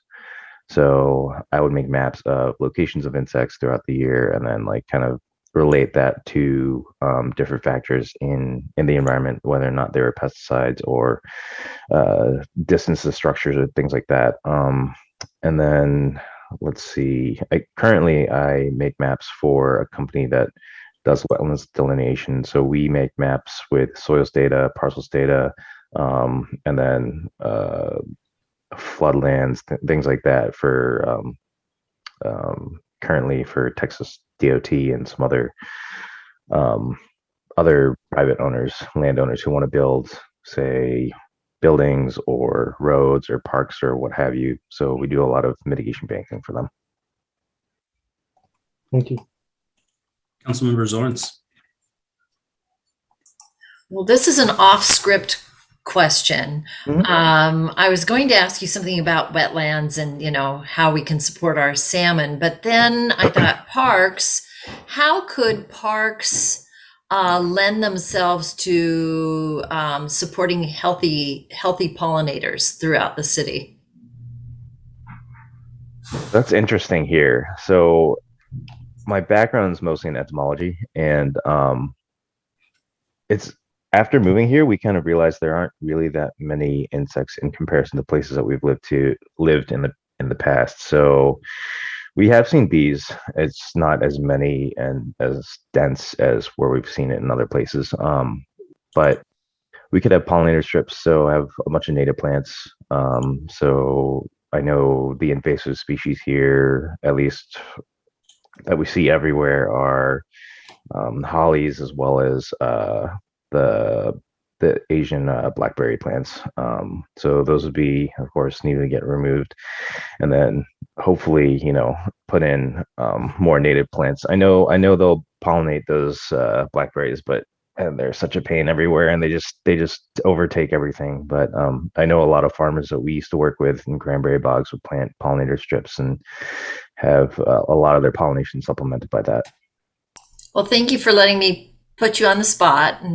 And thank you for applying. Yeah, the blackberries, they smell wonderful in the summer, and and they have good fruit, but that's about the only redeeming quality they have. Pretty much, yeah. Awesome. Noel, thank you so much for coming tonight. Really appreciate your time. Definitely. No, thank you. Next up, we have Sheila Bracy, and I hope I say that name right, and I apologize if I didn't. So.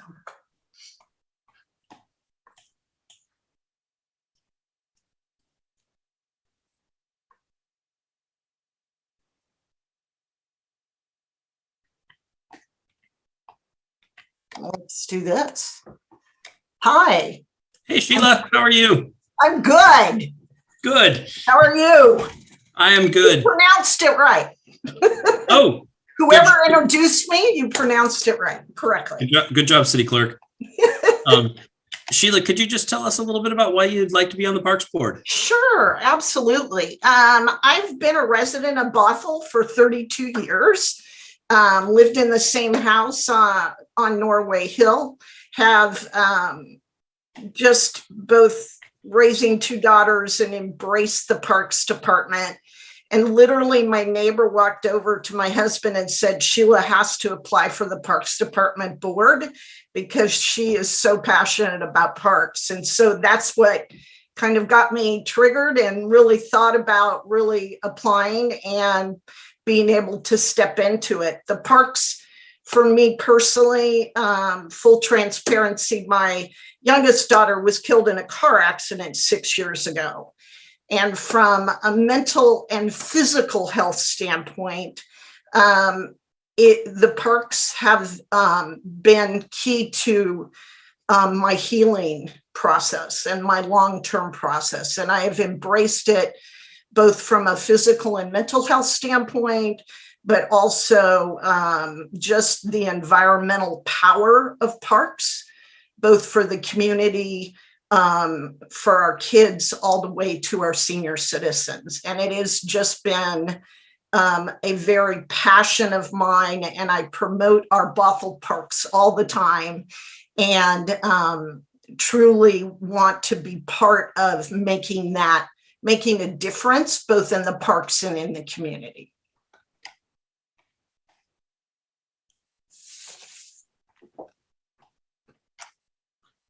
Councilmember Aldrich. Thank you, Sheila, for sharing your story and just how much parks mean to you. That's really powerful. My question for you is about accessibility of our parks.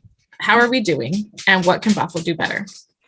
Great question. The accessibility, I think one of my true thinkings of it is being able to connect the parks. I think it's an obstacle of being able to connect the trail systems that are there. I would say Wayne is one of the least accessible to physically or cognitive disabilities. And being able to use that park and be able to get on both sides is very difficult. I think that we need to help people understand how they can get to different points by wayfinding in the parks, digital maps that they can click on and see where they can go, both from a biking trail and a walking trails, would create more accessibility. The neighborhood parks, I haven't visited all of them, all 26 or more that we have, but again, it is more on understanding what is available and being able to communicate that throughout the community.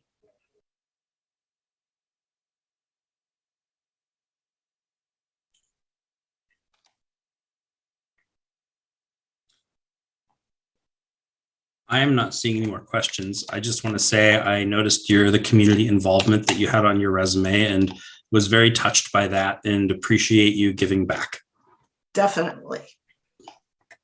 And thank you so much for your time. Okay, thank you.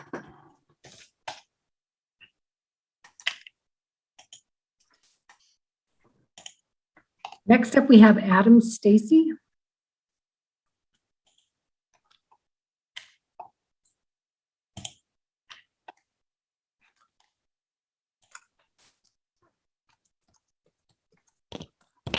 Hello. Hey, Adam. Good evening. Mason, how are you, man? Doing good. Can't complain. I go to more meetings now. So, you're getting good at it. We're good for you. How's it going on the Parks Board, and why do you want to stick around? It's good. It's good. No, it's that'd be my third year, I believe. And so, first year kind of feeling it out. And then this last year, I don't know if you've had a chance to see, we kind of teamed, all picked like a specialty or a special interest that we wanted to kind of pursue. And, what I learned kind of year one, year two is everyone's got big ideas, but ideas cost money. And that was the one thing that we were short of. So I kind of took, what I do as a career, kind of my expertise, and put together a plan to just find a way to raise capital, go to some businesses in Bothell and, mirroring what you could see in some other cities of, like a sponsorship of park, a sponsorship of a baseball field by a company, by a local company, just to kind of help some dollars come funneling through the city. And, of course, doing it in a classy way, but, put together a plan with Nick on more of my approach of what I do. And now it's kind of with COVID, everything kind of blurred together, but I'm kind of hoping to stick with it and kind of see some of the plans through. So that's kind of why I wanted to stay on board. Awesome. Thank you. Yeah. Councilmember McNeil. Thank you. Thank you, Adam, for your service. Welcome. Parks are near and dear to all of our citizens, to get out, be active, have safe places to go. So thank you for your service there. My question is around, what do you feel the greatest need for our community is as far as parks? What type of park is the greatest need right now?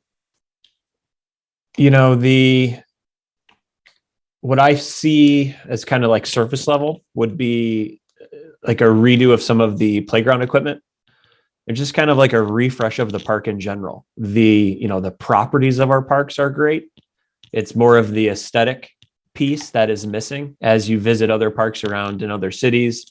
It's like a newer playground, a more up-to-date playground, maybe pavilion center, more of a restroom facility. So it's, the foundation is perfect in my opinion of, some of the parks in our community. It's just, the kind of the meat and potatoes that need to get freshened up. And so that's part of what my plan was, going to some of these communities, seeing basically what these new equipment cost, and where that kind of fell in line for the city. So it was, my plan was to go to some of these bigger businesses, knowing it's, $15,000, only $20,000 to get some new equipment, some new gear. So that's kind of, it's mapping and everything's great. The crews do a great job keeping maintenance. I know there's some other, turf and fields and things that we need, but all that seems to be happening. So yeah, I guess kind of the long answer is, some new equipment, pavilion, some structural type of things. Great, thank you. And I don't know if anyone's mentioned a dog park, but maybe We've never heard that before. All right, Adam, thank you for your service on the board. We really appreciate you, and thank you for coming and chatting with us tonight. Yeah, of course. Thanks, guys. All right, next up we have Tyler Larson.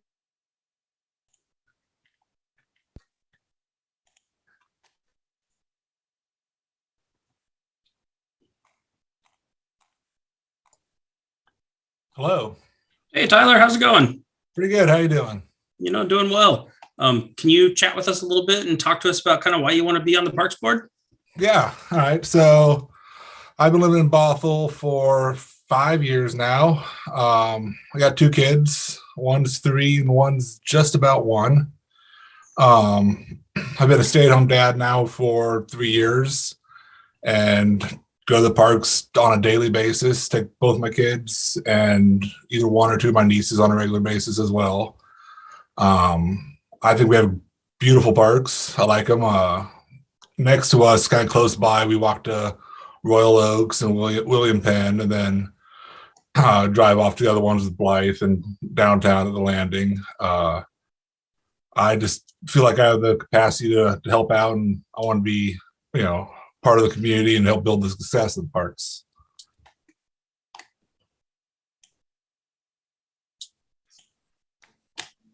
Councilmember Aldrich.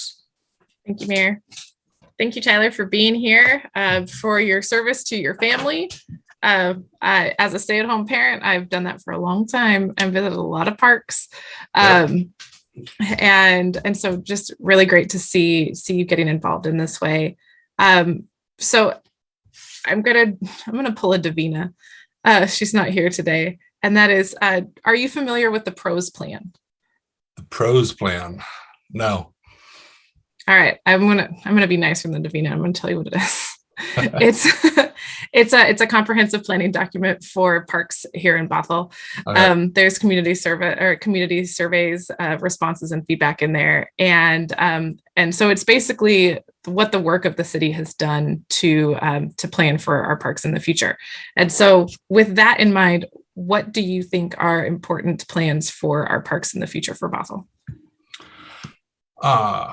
Important plans. It's important to reach out and see what each neighborhood wants, each neighborhood park, what people in the area want to have in their parks. Obviously, like the dog park is a big hit, and I don't know if there's any spot for a good one for permanent, but that's something that people like and still look into. And then also bringing events to the parks. I know a couple years ago we used to go to the concerts that were in the park, and those were hit with my oldest son at the time. And then other things that bring the community to the park, other type of events like that.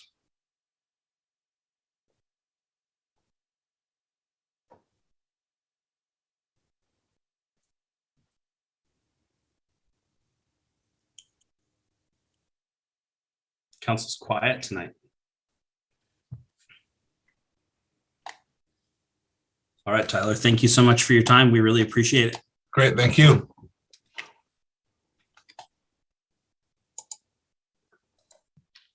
Next, we have Stephen St. Louis.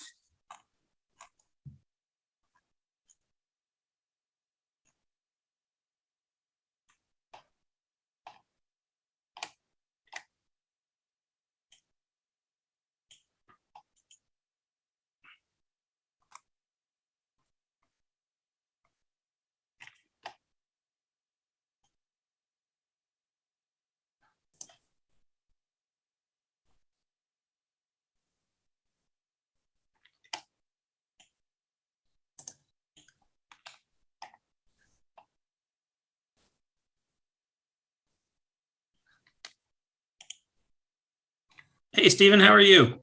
Hey there. Good evening. Sorry about that. I'm a Teams guy, so Zoom is a little bit catches me off guard. Hey, it's caught all of us off guard a little bit tonight already. You're not alone. I know. Well, thanks for applying to the Planning Commission. Could you talk to us a little bit about why you'd like to join the Planning Commission, sort of specifically around what impact you think planning can have on communities? Yeah, sure. I've moved to Washington 8 years ago from New York State. First 5 years I lived in the city of Seattle in the Ballard neighborhood. And then I met my current wife, and we decided to make Bothell our home. So I've been in Bothell for about 3 years now. We own a home over here. I've got a 14-year-old stepson, and we've got one on the way. In New York, I was a volunteer firefighter for about 15 years. I was also a publicly elected fire district commissioner for several years as well. And I always really liked serving the community. Today, out here in Washington, I work for the Port of Seattle, and I manage the sound insulation program at the Port of Seattle. So we are really improving the lives of the local community by sound insulating their homes, their apartments, churches, and condominiums all around the airport community. So I've really enjoy the aspect of public service. It's something that I've been missing since I've moved to Washington State. I was a volunteer at the Seattle Animal Shelter as a dog walker for several years. But since moving to Bothell, I've really trying to focus on becoming a member of the Planning Commission. I really feel that we have such a great community here in Bothell, and really looking to preserve the quality of life that we have here. I was listening in on some of the parks folks, and our open spaces, our green spaces, and how important those are to our future, to our children and their children and all the future generations to come. And honestly, housing is a big topic all around the state, all around the country, but having is very important. But I think the equity in trying to provide housing for everybody, that's really something that I would like to see a plan of how we can go about that. And it's not something that's just going to happen overnight. It's not something that's going to happen in a year or 2 years. It's something that we need to think about, and we need to plan out and really come up with a long-term plan. Also at the Port of Seattle, I've been fortunate enough to be part of the Sustainable Airport Master Plan. So I'm very familiar with the different types of master plans that I'm sure we'll be working with. Perfect. Council?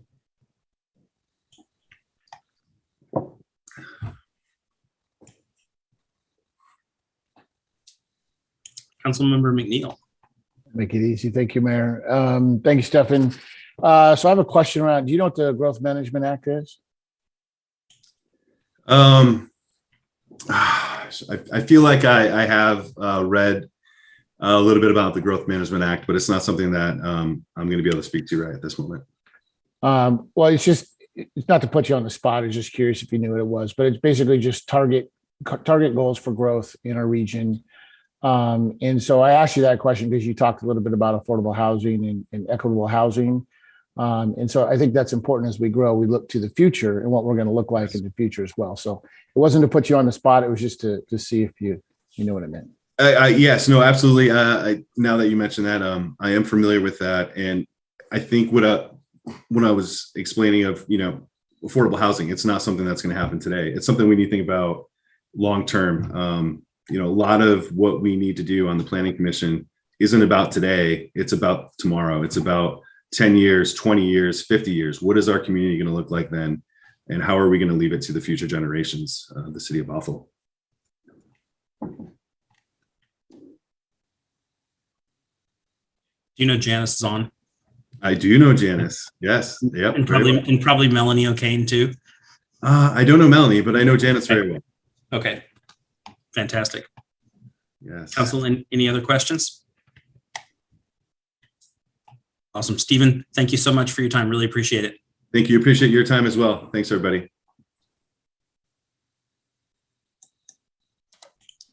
Next up, we have Kevin Kiernan.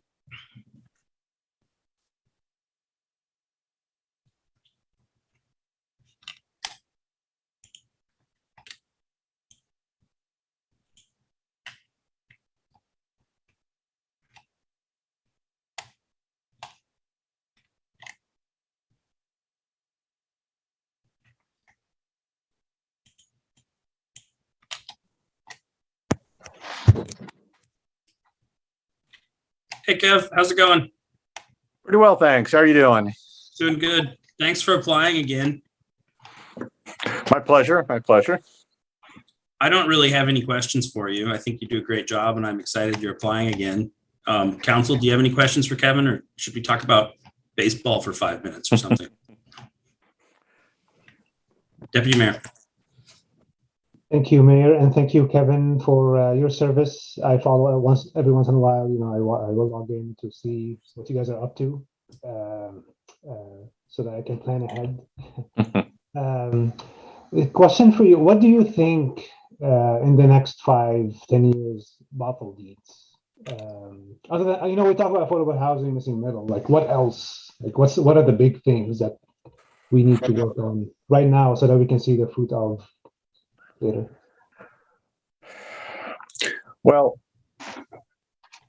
it's hard to step past the affordable housing, as you say, but I think the real challenge is to meet those needs while still preserving our community, preserving the environment. Build, I think would have some significant downsides. So we need to develop intelligently. We need to look at not just what we need, but where it can be best provided. So that's what I would see going forward for the next 5 years. I know that the comprehensive plan is coming up, and that'll be a huge job. And really, that's where that vision is going to be laid. So I'm really interested in being part of laying that vision through the upcoming comp plan. Councilmember Mankey. Thank you, Kevin, for your service. I'm curious, what part of the updated docket are you most excited about working on?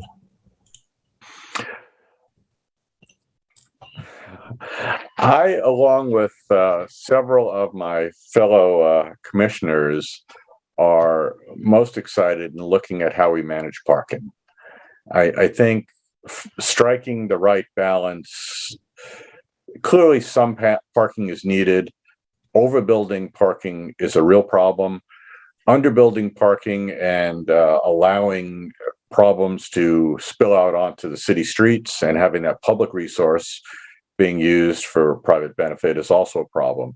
So, and quite frankly, I don't know that I would have said that in my first interview for the commission, but the more we've talked about it, the more it seems that that is really an important issue for us to manage going forward. Councilmember Aldrich. Thank you, Mayor. Good to see you, Chair Kiernan. Well, applicant in this position, I have trouble resisting, controlling the meetings. Yeah, I know you wanted to call on me. My question for you is what do you believe the city needs to prioritize in the upcoming comp plan? I think the balance between development and open space. Certainly prioritizing getting the housing we need into place while maintaining those important spaces that make it a livable city. Certainly traffic is a piece of that, but I think there's more noise around traffic than it. I wouldn't rise that to the top just because of the amount of noise around it. I think those other issues, housing and open spaces, are the ones that we really need to manage.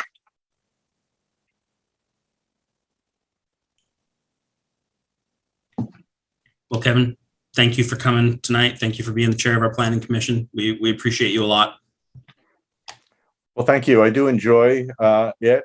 Sometimes my wife rolls her eyes when I say that, but I do like being part of helping the city to become a better place. And I do look forward, hoping for the opportunity to continue to do that. So thank you for the interview, and thank you for the support that some of you have given in the past. Our pleasure. And it sounds like our wives should maybe chat. They've got some things in common. Yeah. All right. You guys have a good meeting. Have a good night. All right. Good night. Next up, we have Daphne Taylor.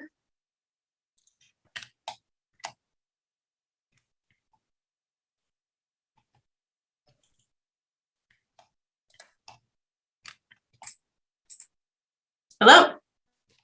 Hey, Daphne, how are you? Good, thank you. How are you? I'm well. It's good to see you here. Thank you very much. Can you just tell us real briefly, kind of like why you'd like to be on the planning commission? Sure. Let's see. I've been a resident of Bothell for about 15 years. I've seen a lot of changes. I live pretty close to downtown and very close to Bothell High School. So definitely a lot of changes in the area around where I live. I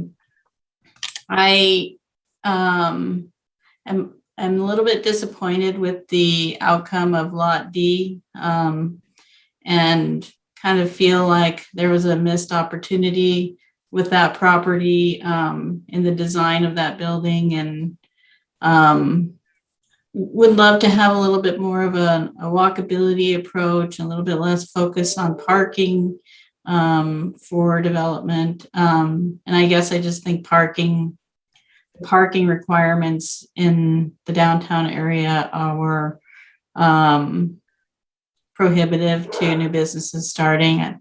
And I think they are preventing Bothell from becoming, what I think Bothell could be. And I see communities like Woodinville having a different approach, which is really helping them with their development. And so I guess that's kind of all why I want to join the Planning Commission. I would love to be another voice in that area. And yeah, I think that's my main reason. Councilmember Mankey. I'm curious, what elements of Woodinville's decisions would you like to see Bothell implement? What do you think they're doing that we're not doing that would be a net positive for our city?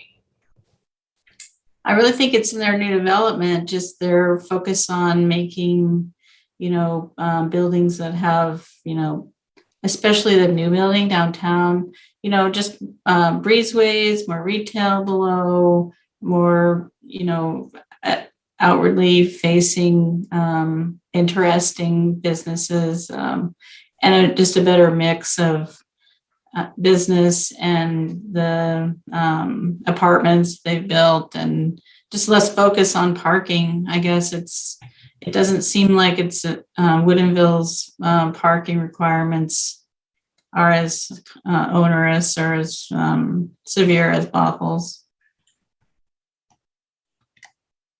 And of course, I'm concerned about, I guess the other thing is affordable housing in Bothell.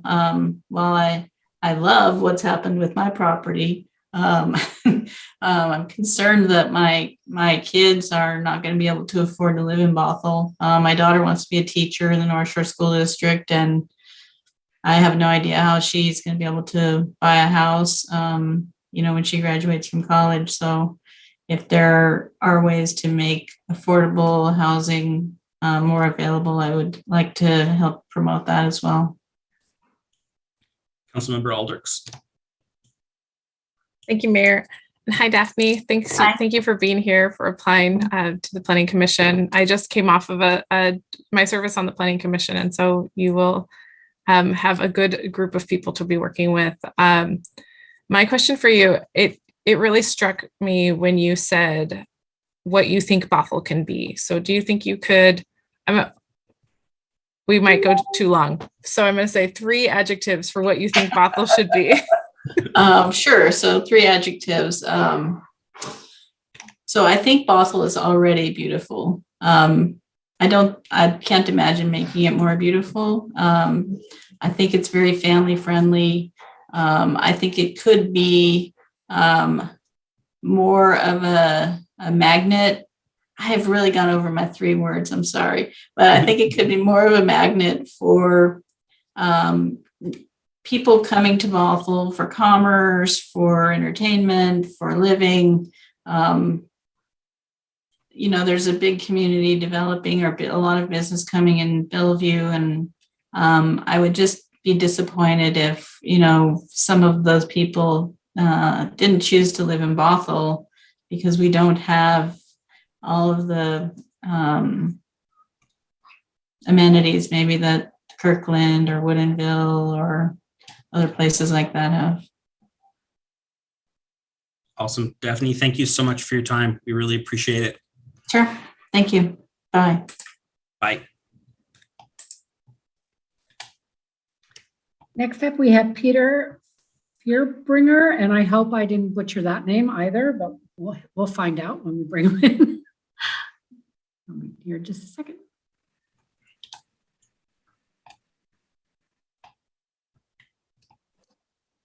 Hello, councilman members. Can you see me? Yes. Hello. Hey, Peter. Hi. Would love to have you start off by having us telling us briefly why you want to be on the Planning Commission. Yeah, so I've lived in Bothell for the last 30 years. I currently work for the city of Seattle. I am their small business permitting liaison, and I most recently had a job as the supervisor of a small group that oversaw single-family residences and their zoning reviews. I feel that my experience with this gives me an opportunity and insight into the code and how it gets implemented and changes that could happen. I've seen how the code can make people's dreams come true with what they want to do, and also how it can be a pain for them. My wife and I had a child back in April of 2020, so I've gotten to a point in my life that I feel like I have the time and energy to be able to give back to the community a little bit more, and I want to help develop Bothell into what I want to see it be for my son. Okay, normally I'd turn it over to the council, but I have to just follow up. What do you want it to be for your son? I want it to be a place that he wants to hang out in, not just the place that he's here and, the cool stuff's happening off in a different location. Because I remember going to high school here, and it seemed like everything that was happening in the area was going on in other locations, not in Bothell itself. Love it. Councilmember McNeil. Thank you, Mayor. What's one zoning program that you worked on in the city of Seattle that you'd bring to Bothell? One of the ones that I've worked on currently, the city of Seattle has given a recess to some of its zoning restrictions for some of the small businesses that have come in, especially with being hit so hard during the pandemic. That's the main focus of my position as the small business permitting liaison.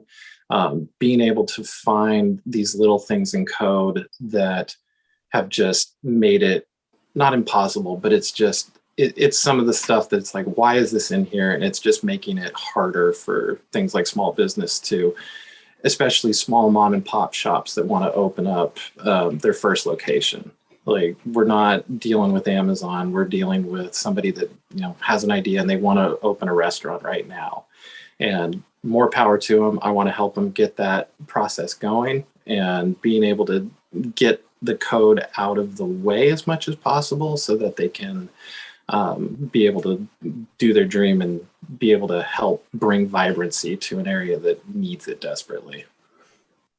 Would you bring that same outlook to residential?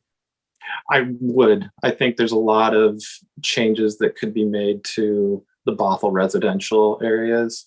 When I was overseeing the group that does residential codes, some of the biggest changes happened with the ADUs and DADU codes that got updated in the city of Seattle about 3 or 4 years ago.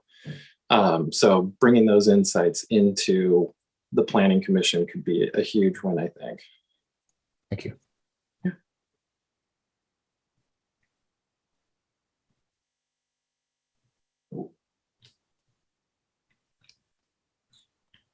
Is there anything that you'd like to bring, not from the city of Seattle, any ideas you have for Bothell you'd like to see on the Planning Commission?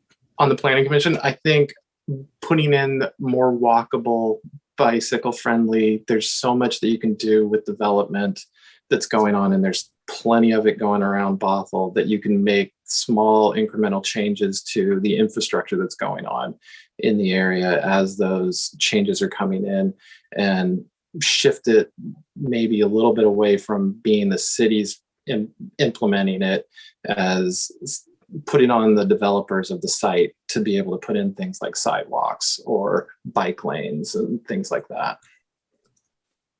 Fantastic. Well, thank you so much for your time, Peter. Really appreciate it. All right. Thank you.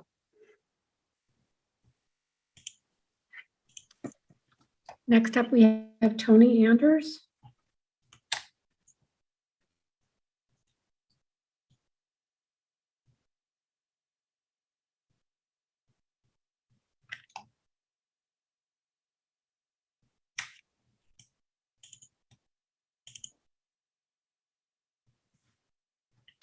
Hello. Hey, Tony, how are you? I'm doing well. How are you? I'm doing really well. Can you talk to me real quick about why you'd like to be on the Planning Commission? Well, I've been in Bothell since 2007, and I've seen a lot of exciting changes in Bothell since we moved here. It was one of the reasons that we moved to Bothell. There was so much development and change happening that was promised, and we've been able to see it come to fruition. And I love living in Bothell. I have 2 boys that I would love to see come back to Bothell after college, and I just like to try and do my part to help in any way that I can to make Bothell a city that they will love as much as I do, and we want to come back and live close to mom.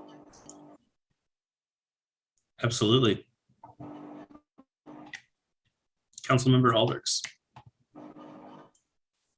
Thank you, Mayor. And Tony, thank you for being here for interviewing for Planning Commission.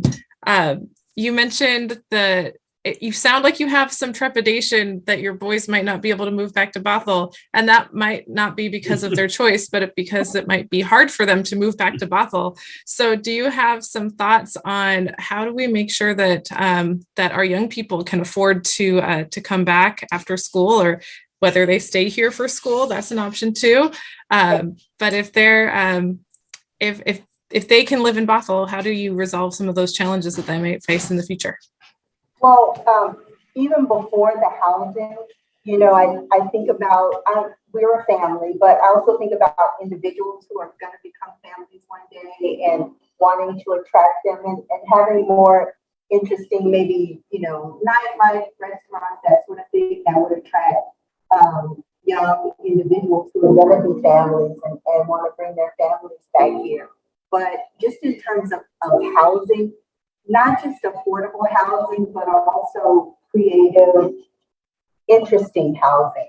I see some communities with apartments and condos and mixed-use buildings, and my sister-in-law just loved her building where they would deliver, Amazon packages, and at the ground floor there were restaurants and places to work out and laundry facilities and things like that, but more mixed use buildings and housing that younger people without families might like to live in, just to attract them to come back. But mostly just nightlife, interesting restaurants and businesses that would attract young people.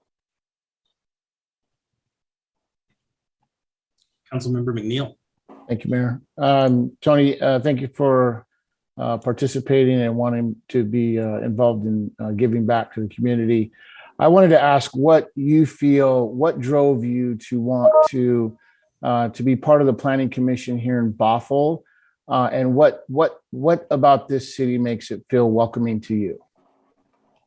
I grew up in Louisiana, and when I moved to Washington, I worried about a big city feel because I'm from a small town, and if I drove in right now, everybody would know it and wave and say hi.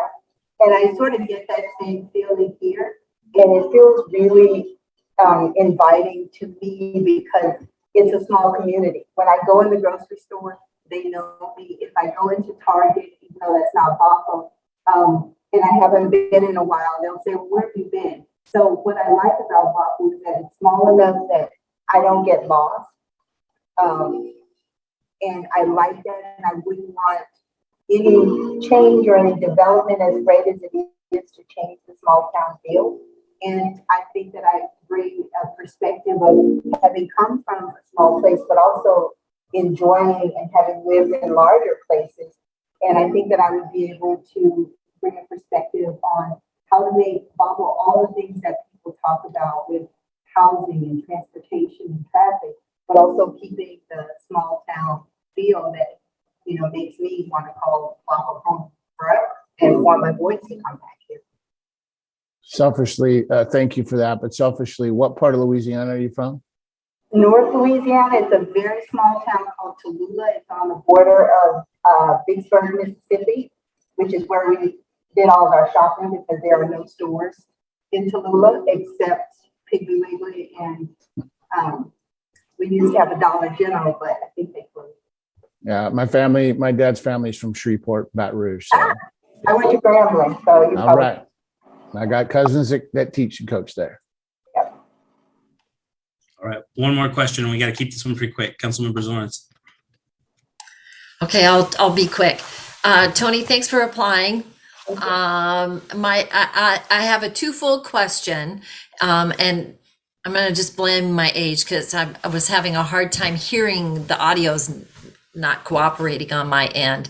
So did I understand, my first question is, did I understand you correctly that you'd like to keep the small town feel in Bothell, and that by the kinds of businesses, having a variety of businesses and restaurants?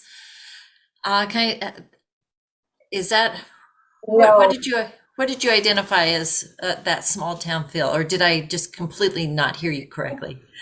What I was saying is I want to be a part of helping Bothell to grow and become the kind of city that's going to attract people and young people and businesses, but also to keep the small town feel. I don't think development necessarily is conducive to that, but I think if it's thoughtful and you keep families and individuals in mind, and also the history of Bothell, I think there's a thoughtful way to get everything that the community wants and that's going to be good for the city of Bothell, but not make people feel like they're living in LA or Seattle. So.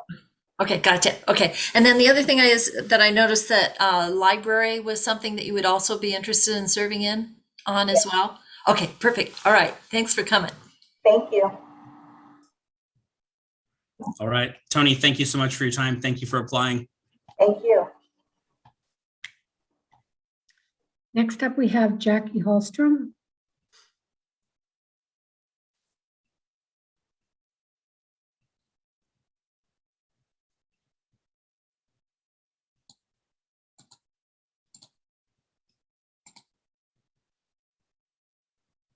Hello, everyone.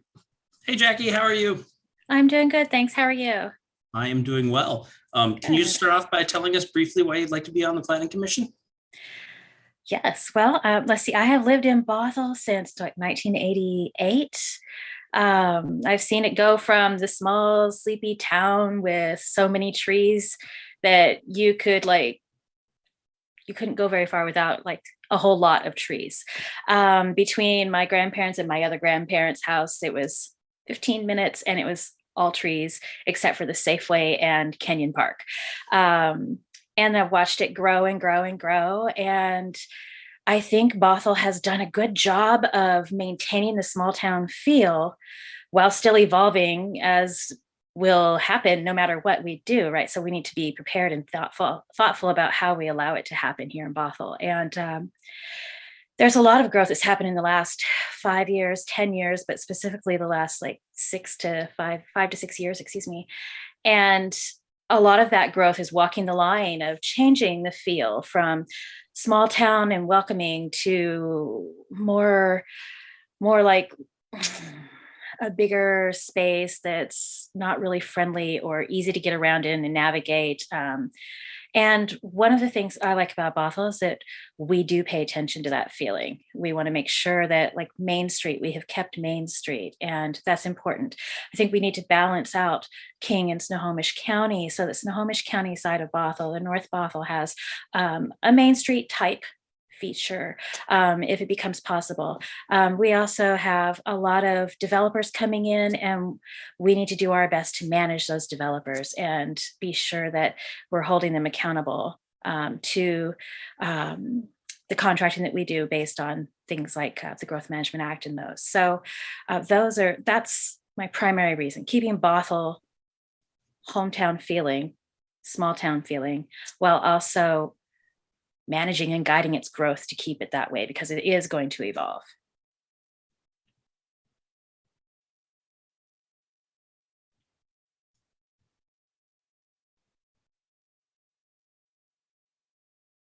If there's one specific thing that you could change when it comes to planning, what would it be?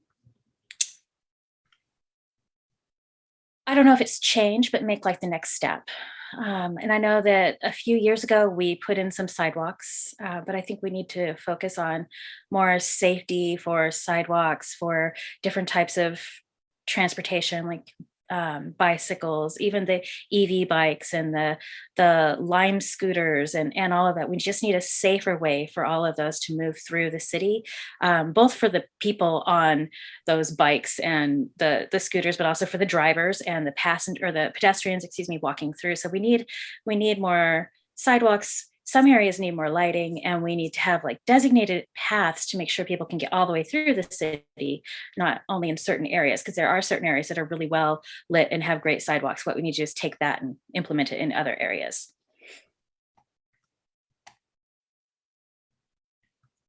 Councilmember Aldrich. Thank you, Mayor. Hi, Jackie. Thank you for being here and for applying to the Planning Commission. My question for you is, what are your thoughts on how Bothell should manage transportation and transit needs of our communities that rely on public transit? Yeah, so I'm actually one of those people. I commute to downtown Seattle for work every day. Well, pre-COVID, and now post-COVID, I'll be going back to work very soon. So I take the bus down. I commute on the bus back and forth because it's just more economical and faster. And I have that hour and a half each way to just do my own thing, right? So for me, I think noticing that there aren't a lot of stops in Bothell that are well maintained. And I don't mean that negatively, just mean that, they're old and they need some updating and renovating. They also need a little bit more security and safety, particularly when we cross from Bothell into Kenmore, that there's like this area that's still Bothell, but hasn't really been updated, I think. So the stops don't have any areas where they have like benches and the covered areas to stand in, those sorts of things. And then also we have Sound Transit has something like, I think 12 acres, or it's been turned back over to us as a city. That's something I'd want to look into more and see what's going on there and what we could do with that to maybe use it to leverage better, more monetary support from the transit agencies, because the city only has so much money, whereas the transit agencies do too, but we can partner with them in a way to better the city. Fantastic. Jackie, thank you so much for your time. Thank you for applying. Is that everything? I think that's everything. You all are so fast. Thank you so much. we only have 5 minutes budgeted per person, and we're going to make everybody really late if we don't stick to it. Definitely. Have a great night. Thank you. Bye-bye. Next up, we have Amanda Dodd.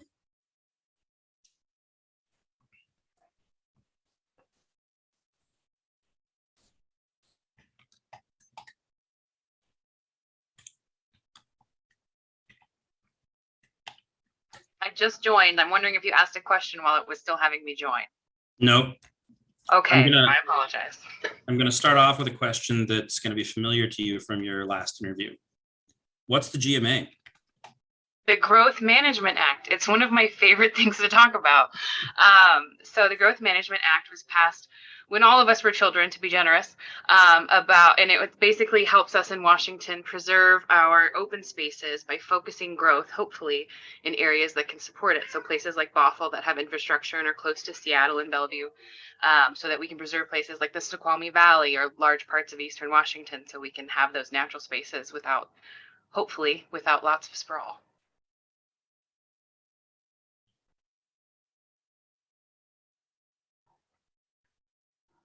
Councilmember Aldrichs. I just got in right ahead of you, Ben. Thank you. So Mayor Thompson did not allow you to tell us about, why do you want to continue being on the Planning Commission? I'm happy to talk about that. As I think all of you know from hopefully getting to chat with me, because I have a knack for running into people throughout Bothell, I've really enjoyed my time on the Planning Commission. There's never been a conversation about zoning that I haven't wanted to participate in when they're around me. I love getting the chance to sort of help shape Bothell into something that hopefully my kid will enjoy when he's older. He certainly enjoys it now. And that hopefully he can afford to live in when he's older too. I know I've seen a lot of people that I went to Bothell High School with have to move away for affordability reasons. And I would love to get that trend reversed as quickly as we can so that they can come back and so that people can stay if they want to, because it's so great to live where I grew up. And I want that for everybody who wants that. Councilmember Mankey. Thank you, Mayor. Thanks, Amanda, for your time on the Planning Commission. We appreciate you serving. I had a question about our planning docket. I'm curious to ask Kevin the same question. What are you most excited for in the newest planning docket? ADU reform. I think a lot of municipalities around us have done a lot of interesting ADU reform, and I feel like we're ripe for it. I just don't see a lot of people taking advantage of ADUs with what they can do currently. So I would love to see more of those spaces. I think of my neighborhood. I live near Shelton View Elementary. And there's just a lot of single family homes and not a lot of entry level spaces to rent or own anymore. So a lot of the new construction near me is so expensive. So I would really love to see some ADUs, some duplexes, and not just ADUs, but ownership opportunities in this great neighborhood and in neighborhoods like it around Bothell, where just the barrier to entry is so high. So starting with ADUs sounds great to me, and I'm just ready to see it. Okay. Sorry, my cat wants to be in the interview. Apologies. Well, Amanda, thank you so much for your service on the Planning Commission. We really appreciate it, and thank you for your time tonight. Thank you so much. Have a great night, everybody.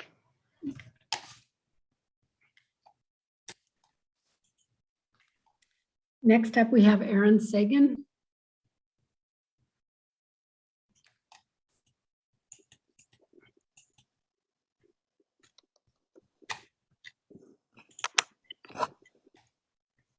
Hi, Aaron. How are you? Hi, I'm good. How are you guys? Good evening. Well, we're here. We're doing great. Could you just start off and give us a quick, brief introduction about why you'd like to be on the Planning Commission? Yeah, absolutely. It's kind of like, well, I've always wanted to be involved in something like this because I see, I've lived in the city and I've lived in college towns and I've lived in the suburbs where I was raised, and I just think it's there's always opportunities for, I think, growth and improvement in kind of any community, and so I've lived in Bothell here now for 10 years, and I've got a good idea of I think the opportunities and also some of the frustrations I have, but also just like there's just a lot of growth opportunities and hope. Sorry, I'm like, I just ran in here from my kids' room, so I'm like trying to get settled. Yeah, I don't know then. Oh, that's great.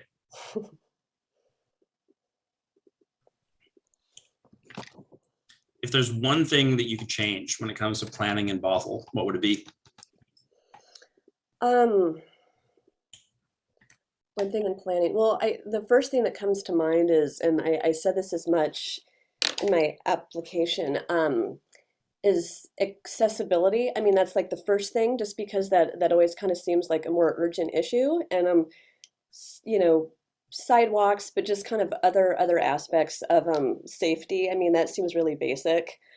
I'd also love to see just more development downtown. You know, just more options for people, more services. I don't know, yeah, if I can just kind of throw something out there, those things, and they're pretty different. One is pretty basic and everyday, and the other I know requires more planning and all that.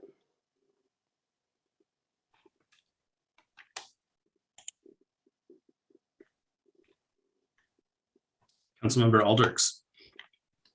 Thank you, Mayor. And thank you for being here interviewing with us tonight, Aaron. My question for you is, how have you been involved in conversations around planning, land use, like development of our city? Can you share some of those experiences with us? Yeah, I would say before Bothell, I've done a lot of thinking kind of as a journalist. I've worked on content around housing and equity. I was an editor at Yes Magazine, and that wasn't my primary topic, but that was a topic that we brainstormed a lot on, and we did publish a few issues on it, specifically about Bothell. I've become a member of BOPOP in the last, the pandemic, I would say like about a year. And love to be as active in that as possible, because that's a discussion that I just think is so important. And it's also a way that I've met my neighbors, which I think is also kind of adds to the vibrancy of a city and its neighborhoods. Yeah, and I just kind of in terms of Bothell's culture, I've just tried to attend. I mean, I was so excited about the Pride event, and sort of it's been difficult with the pandemic, but try to sort of attend any kind of events that there are, downtown in the area, to kind of come together as a bunch of neighbors and residents.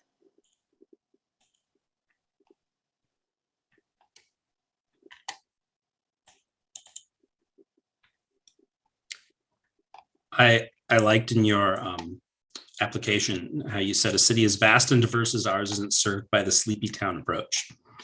What do you think we would benefit from if we went away from that?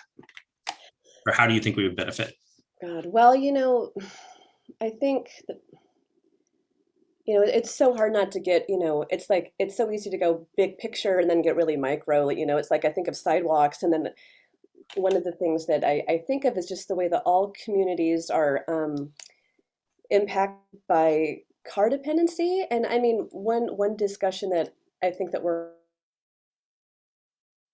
sanctions against Russian oil, and just how we're going to be resilient moving forward. And climate change is such a huge issue. I think about it every day. And so I hope that's not too abstract, but when you're talking about, that, I mean, a city that's prepared for that, and not just in practical ways like, like floods or wildfires and prevention of specific things like that, but just, yeah, is accessible and, doesn't require so many resources to benefit from it, if that makes sense. I mean, anytime you talk about making transportation more sustainable, I'm going to be happy. Yeah, But yes, yeah, I mean, even just, yeah, it'd be nice to stay. I mean, I live so close to downtown, and it would be nice to even bike downtown easier. I mean, in a way where I would feel safe doing it with my children, and all these things that seem very kind of elective and pleasant, but I think are actually going to be a lot more urgent in our near future. Perfect. Any other questions for Aaron? All right, Aaron, thank you so much for your time tonight. We really appreciate it. Oh, thank you. Yeah, I hope I answered things clearly. You did great. Thank you so much. Thank Take you. care. Next up, we have Dan Gomez.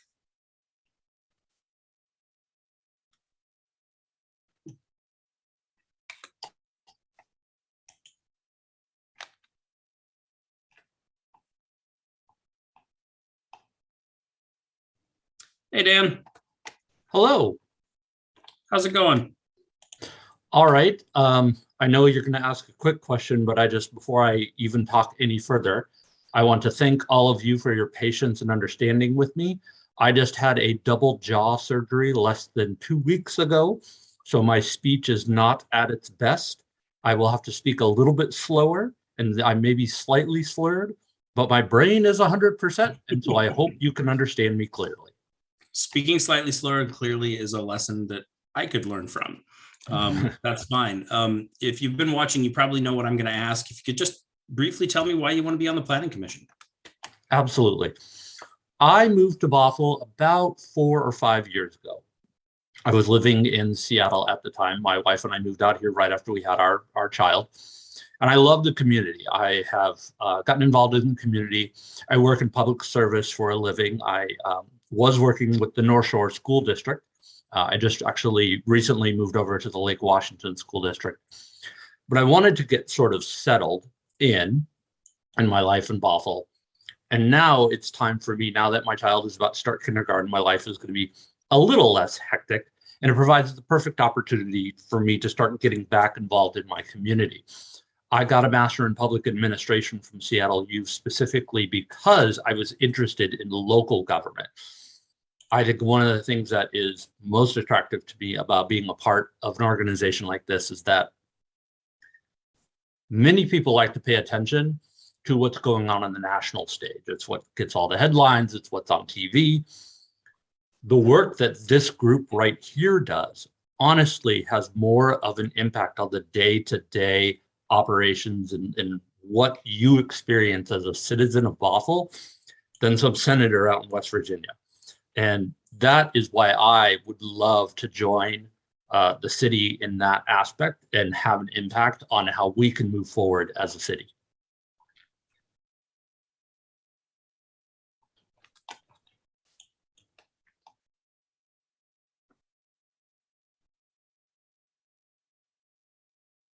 Councilmember Aldrichs.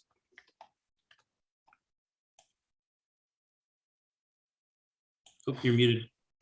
Once again, I could not unmute, and instead it magnified the window. I don't understand. Thank you, Dan, for being here and for applying to the Planning Commission. Are you sure you didn't mean to apply for a city manager position with your MPA? I appreciate that, but I really do enjoy my work with the school districts, and so. Awesome. So that's not seriously my question. So what are 3 areas that you feel like Bothell really needs to focus on in the next several years to achieve what you believe is needed for Bothell? Well, the great thing is that they are all things that are already on the docket for the Planning Commission to be focused on. With the comprehensive plan, the 8-year comprehensive plan that's going to be coming up for review in 2024. I mean, that's going to touch on basically everything. But the areas that I see as being the sort of biggest areas for a potential improvement, what I would call mobility, right? And that is kind of a combination of transportation and accessibility. A really good example of that is that I live within a block or so of Stipek Park. 1 mile from my house to downtown, 1 mile from my house to Canyon Park. I would love to walk. I do not have a path to either direction without either not being on a sidewalk, on an arterial where the speed limit is 35, or having to backtrack. And I am not the only person who walks. I see people walking all the time, and they're walking with their children. So focusing on those issues, I think that one in particular is a big area. Another area that I would really like to focus on is the missing middle. people talk about affordability in terms of housing. That is one of the best ways that we can address the inequities in terms of housing costs. One of the things that I think is that there's already, everybody knows, there's already a lot of research about that, how it can be beneficial toward the cities. I think one of the things that we have to do is figure out how we help people understand those benefits and how we implement that in a way that's sustainable, not only short term, but long term as well. And I guess the last thing that it's cheating a little bit, but with mobility, a bike plan, a serious bike plan for Bothell, and getting that, it ties into the transportation and mobility, but really making sure that people have the ability to transport themselves the way that they want to throughout our city.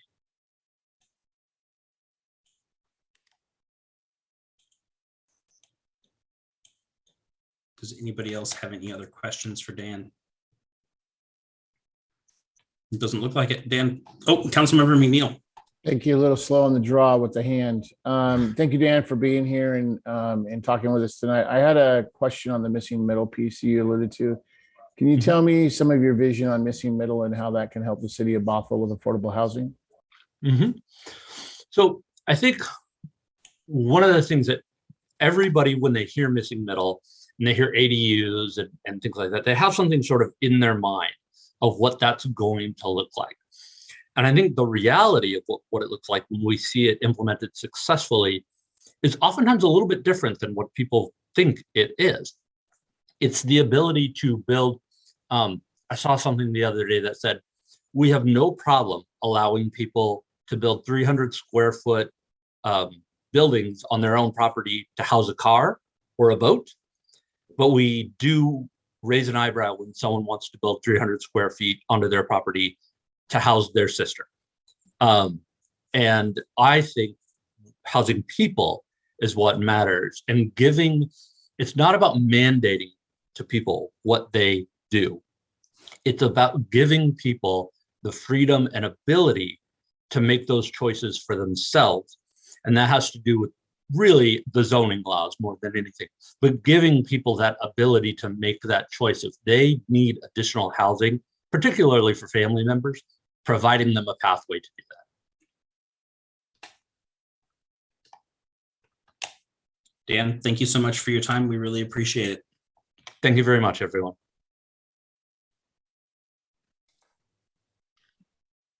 Next up, we have Nan Schaefer. I'm not seeing Amanda Gorley in the attendee room.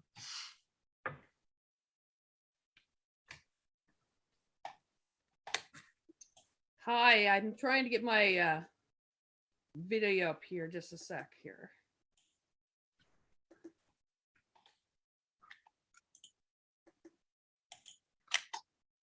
There we go. Hey, Nan. Everybody. Thanks for coming. For having me. Would love I'm a you. little dark. I'm sorry. That's okay. I'm having lighting issues too.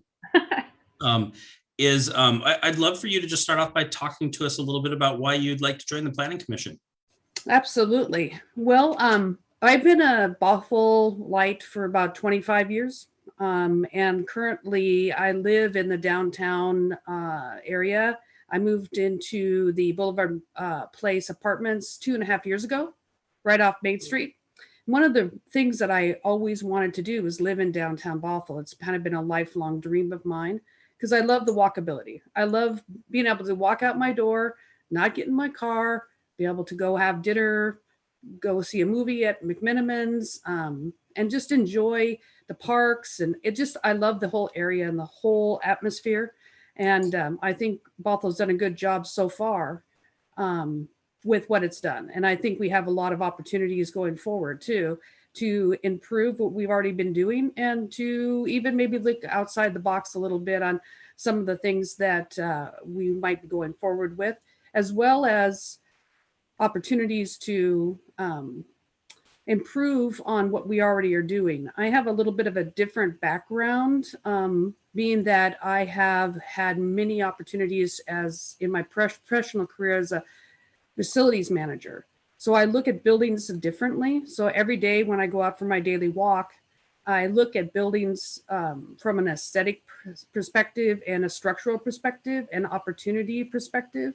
So as I walk through Bothell, I go, wow, this is great. They've done this great.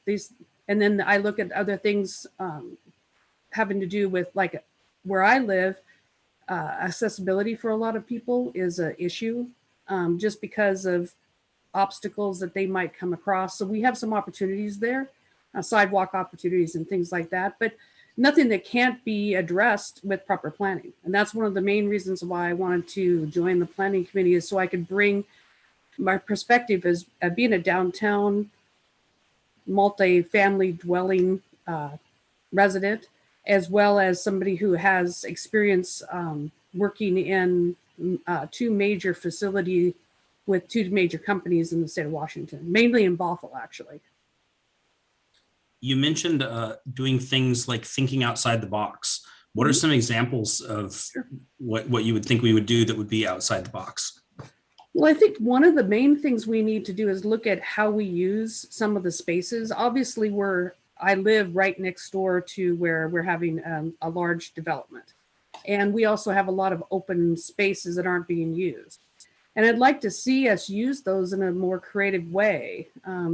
For example, using the parking structure we currently have already in place to maybe have a Saturday market, or once a month have some sort of community marketing market where local people could come and sell their wares.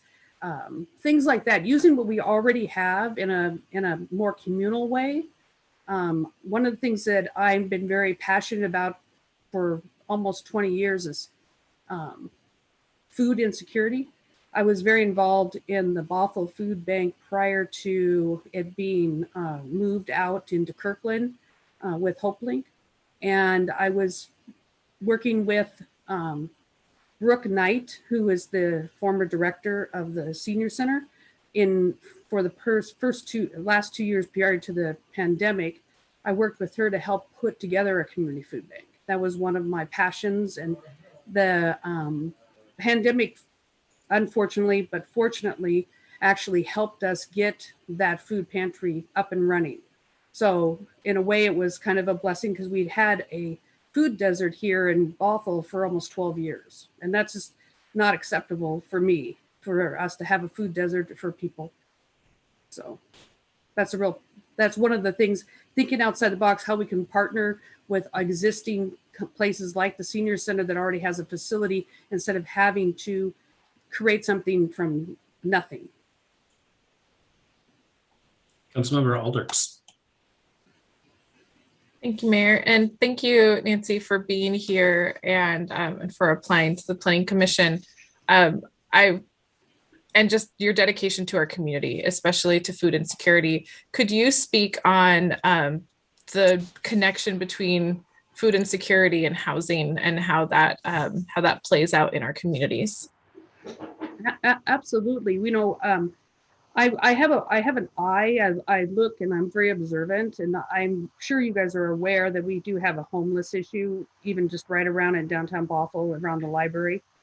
And also we have quite a few people in our community that are basically on the margin. They live day by day, just right here in our community.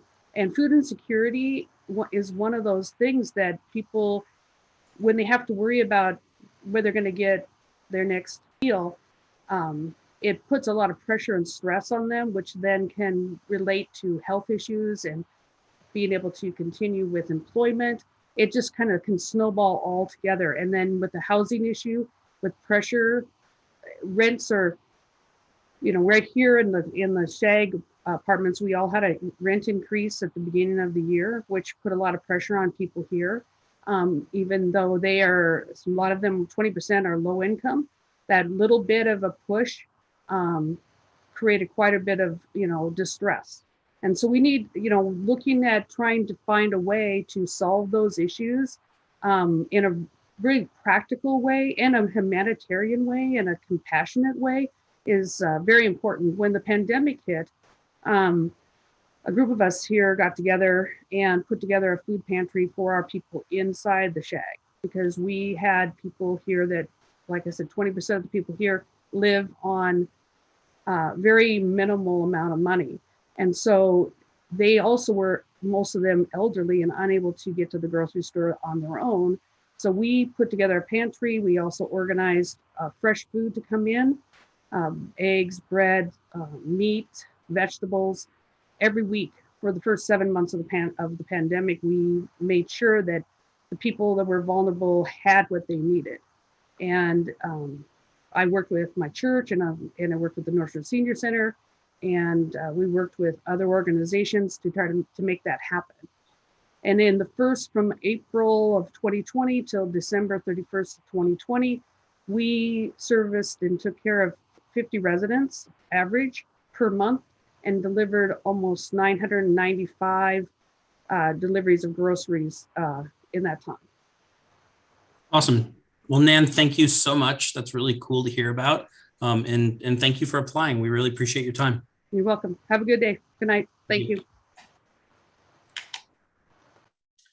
Last but not least, we have Patrick Ewing.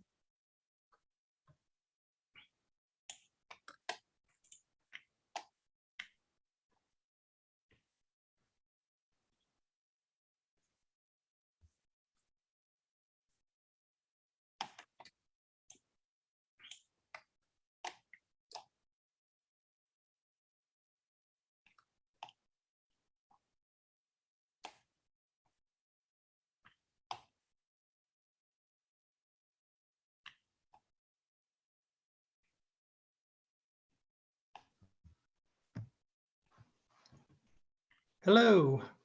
Hey, Patrick. How are you doing? Buddy.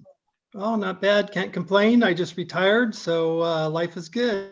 So that's why you're looking at another turn on this in this mess, huh? Well, that's one reason, yes. Well, I guess could you explain like what the other reason would be, and maybe talk in terms of like some things you'd like to accomplish in terms of planning? Okay, well, to start out some history, I was on the Planning Commission for 2 years, and then was on City Council for 12. And so I'm really vested in my community after serving that long. I'd like to, now that I'm retired, I have more time, and I'd like to stay active in the community and return some service to the community that's been so good to me. So that's my primary motivation.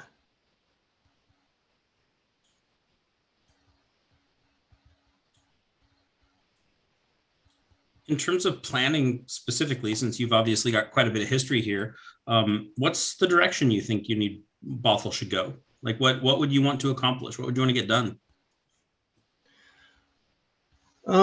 Well, first of all, I love Bothell. It's my hometown. It's been my hometown for 32 years. And it still feels very much like a hometown. We have the 4th of July parade. We have great parks. We have great public servants in our fire and police. It's just a really nice place to live. And I think a lot of people share my sentiment. And I think councils in the past have done a really good job at reaching out to the public and just defining. So when GMA was passed, we went through an extensive program to develop the comprehensive plan, which went through tremendous public involvement. And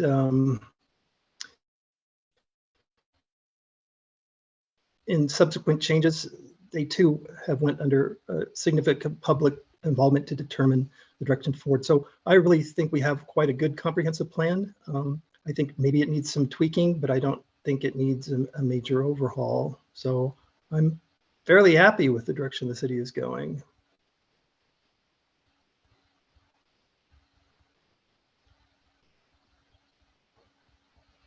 Councilmember McNeil. Thank you, Mayor. Got just in there before you, Councilman Walters. Patrick, thank you for joining us tonight. Thank you for your previous service. And if you're going to serve again, I guess my question would be, what do you defined your greatest accomplishment as a public servant? I think when we, in 2004, 2005, had the first major update to the comprehensive plan in critical areas ordinances, we spent a tremendous amount of time in being compliant with the Growth Management Act and the environmental, restrictions. We just spent a tremendous amount of time going into great detail. I think that comprehensive plan that we passed in 2005 is, I think, my greatest contribution to the city. Councilmember Aldrich. Thank you, Mayor, and thank you, Patrick, for being here and interviewing, and for returning out of retirement into public service. Although you are just recently retired in other ways too. My question for you is, what are some of the biggest challenges that you see Bothell facing, and how do you propose addressing them? Well, as always, transportation has been a huge issue for the city and for every city. And unfortunately, Sound Transit probably is not going to extend light rail to Bothell in my lifetime. So we have to figure out how to best serve our transportation needs. And it's a challenge. I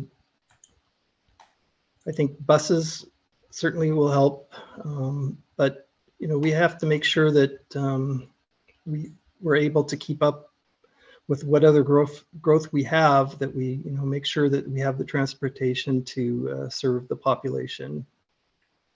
So I think that's probably the biggest one. Another issue is we've got a lot of need and desire for additional parks or park lands that we own, how to develop them. For example, North Creek Forest and the former Wayne Golf Course. There's a pool we've had ever since the North Shore pool closed. We've had a need for swimming pool. So I think Parks and Rec is also a huge area that we need to figure out how to get the funding to develop our parks and find land for new parks for the areas that are underserved. So that's kind of the big areas that I see to focus on. Fantastic, Patrick. Well, thank you for all of your service to the city over the years, and thank you for coming in and applying tonight. We really appreciate your time. All right, thank you. Oh, and I am on the Shorelines board, so I think we're going to be done hopefully within a month or two. So that is another thing that you'd have to figure out, whether I can serve on two boards or you'd have to backfill the Shoreline board potentially. All right. Well, we will work through all of that. But thank you so much. All right, good night. That is the end of our interviews, Mayor Thompson, and I apologize. I believe I called you Mayor Olson a couple of times there. So old habits, I'm sorry. I mean, Mayor Olson's a nice guy. I've been called worse. It's okay. Yeah, well, there you go. Do we need a motion to adjourn, or should we just wave at each other? Yeah, I don't think we need a motion. All right. Well, have a good week, everyone. Thus ends the meeting. Have a good one. Good night. Good night, everyone.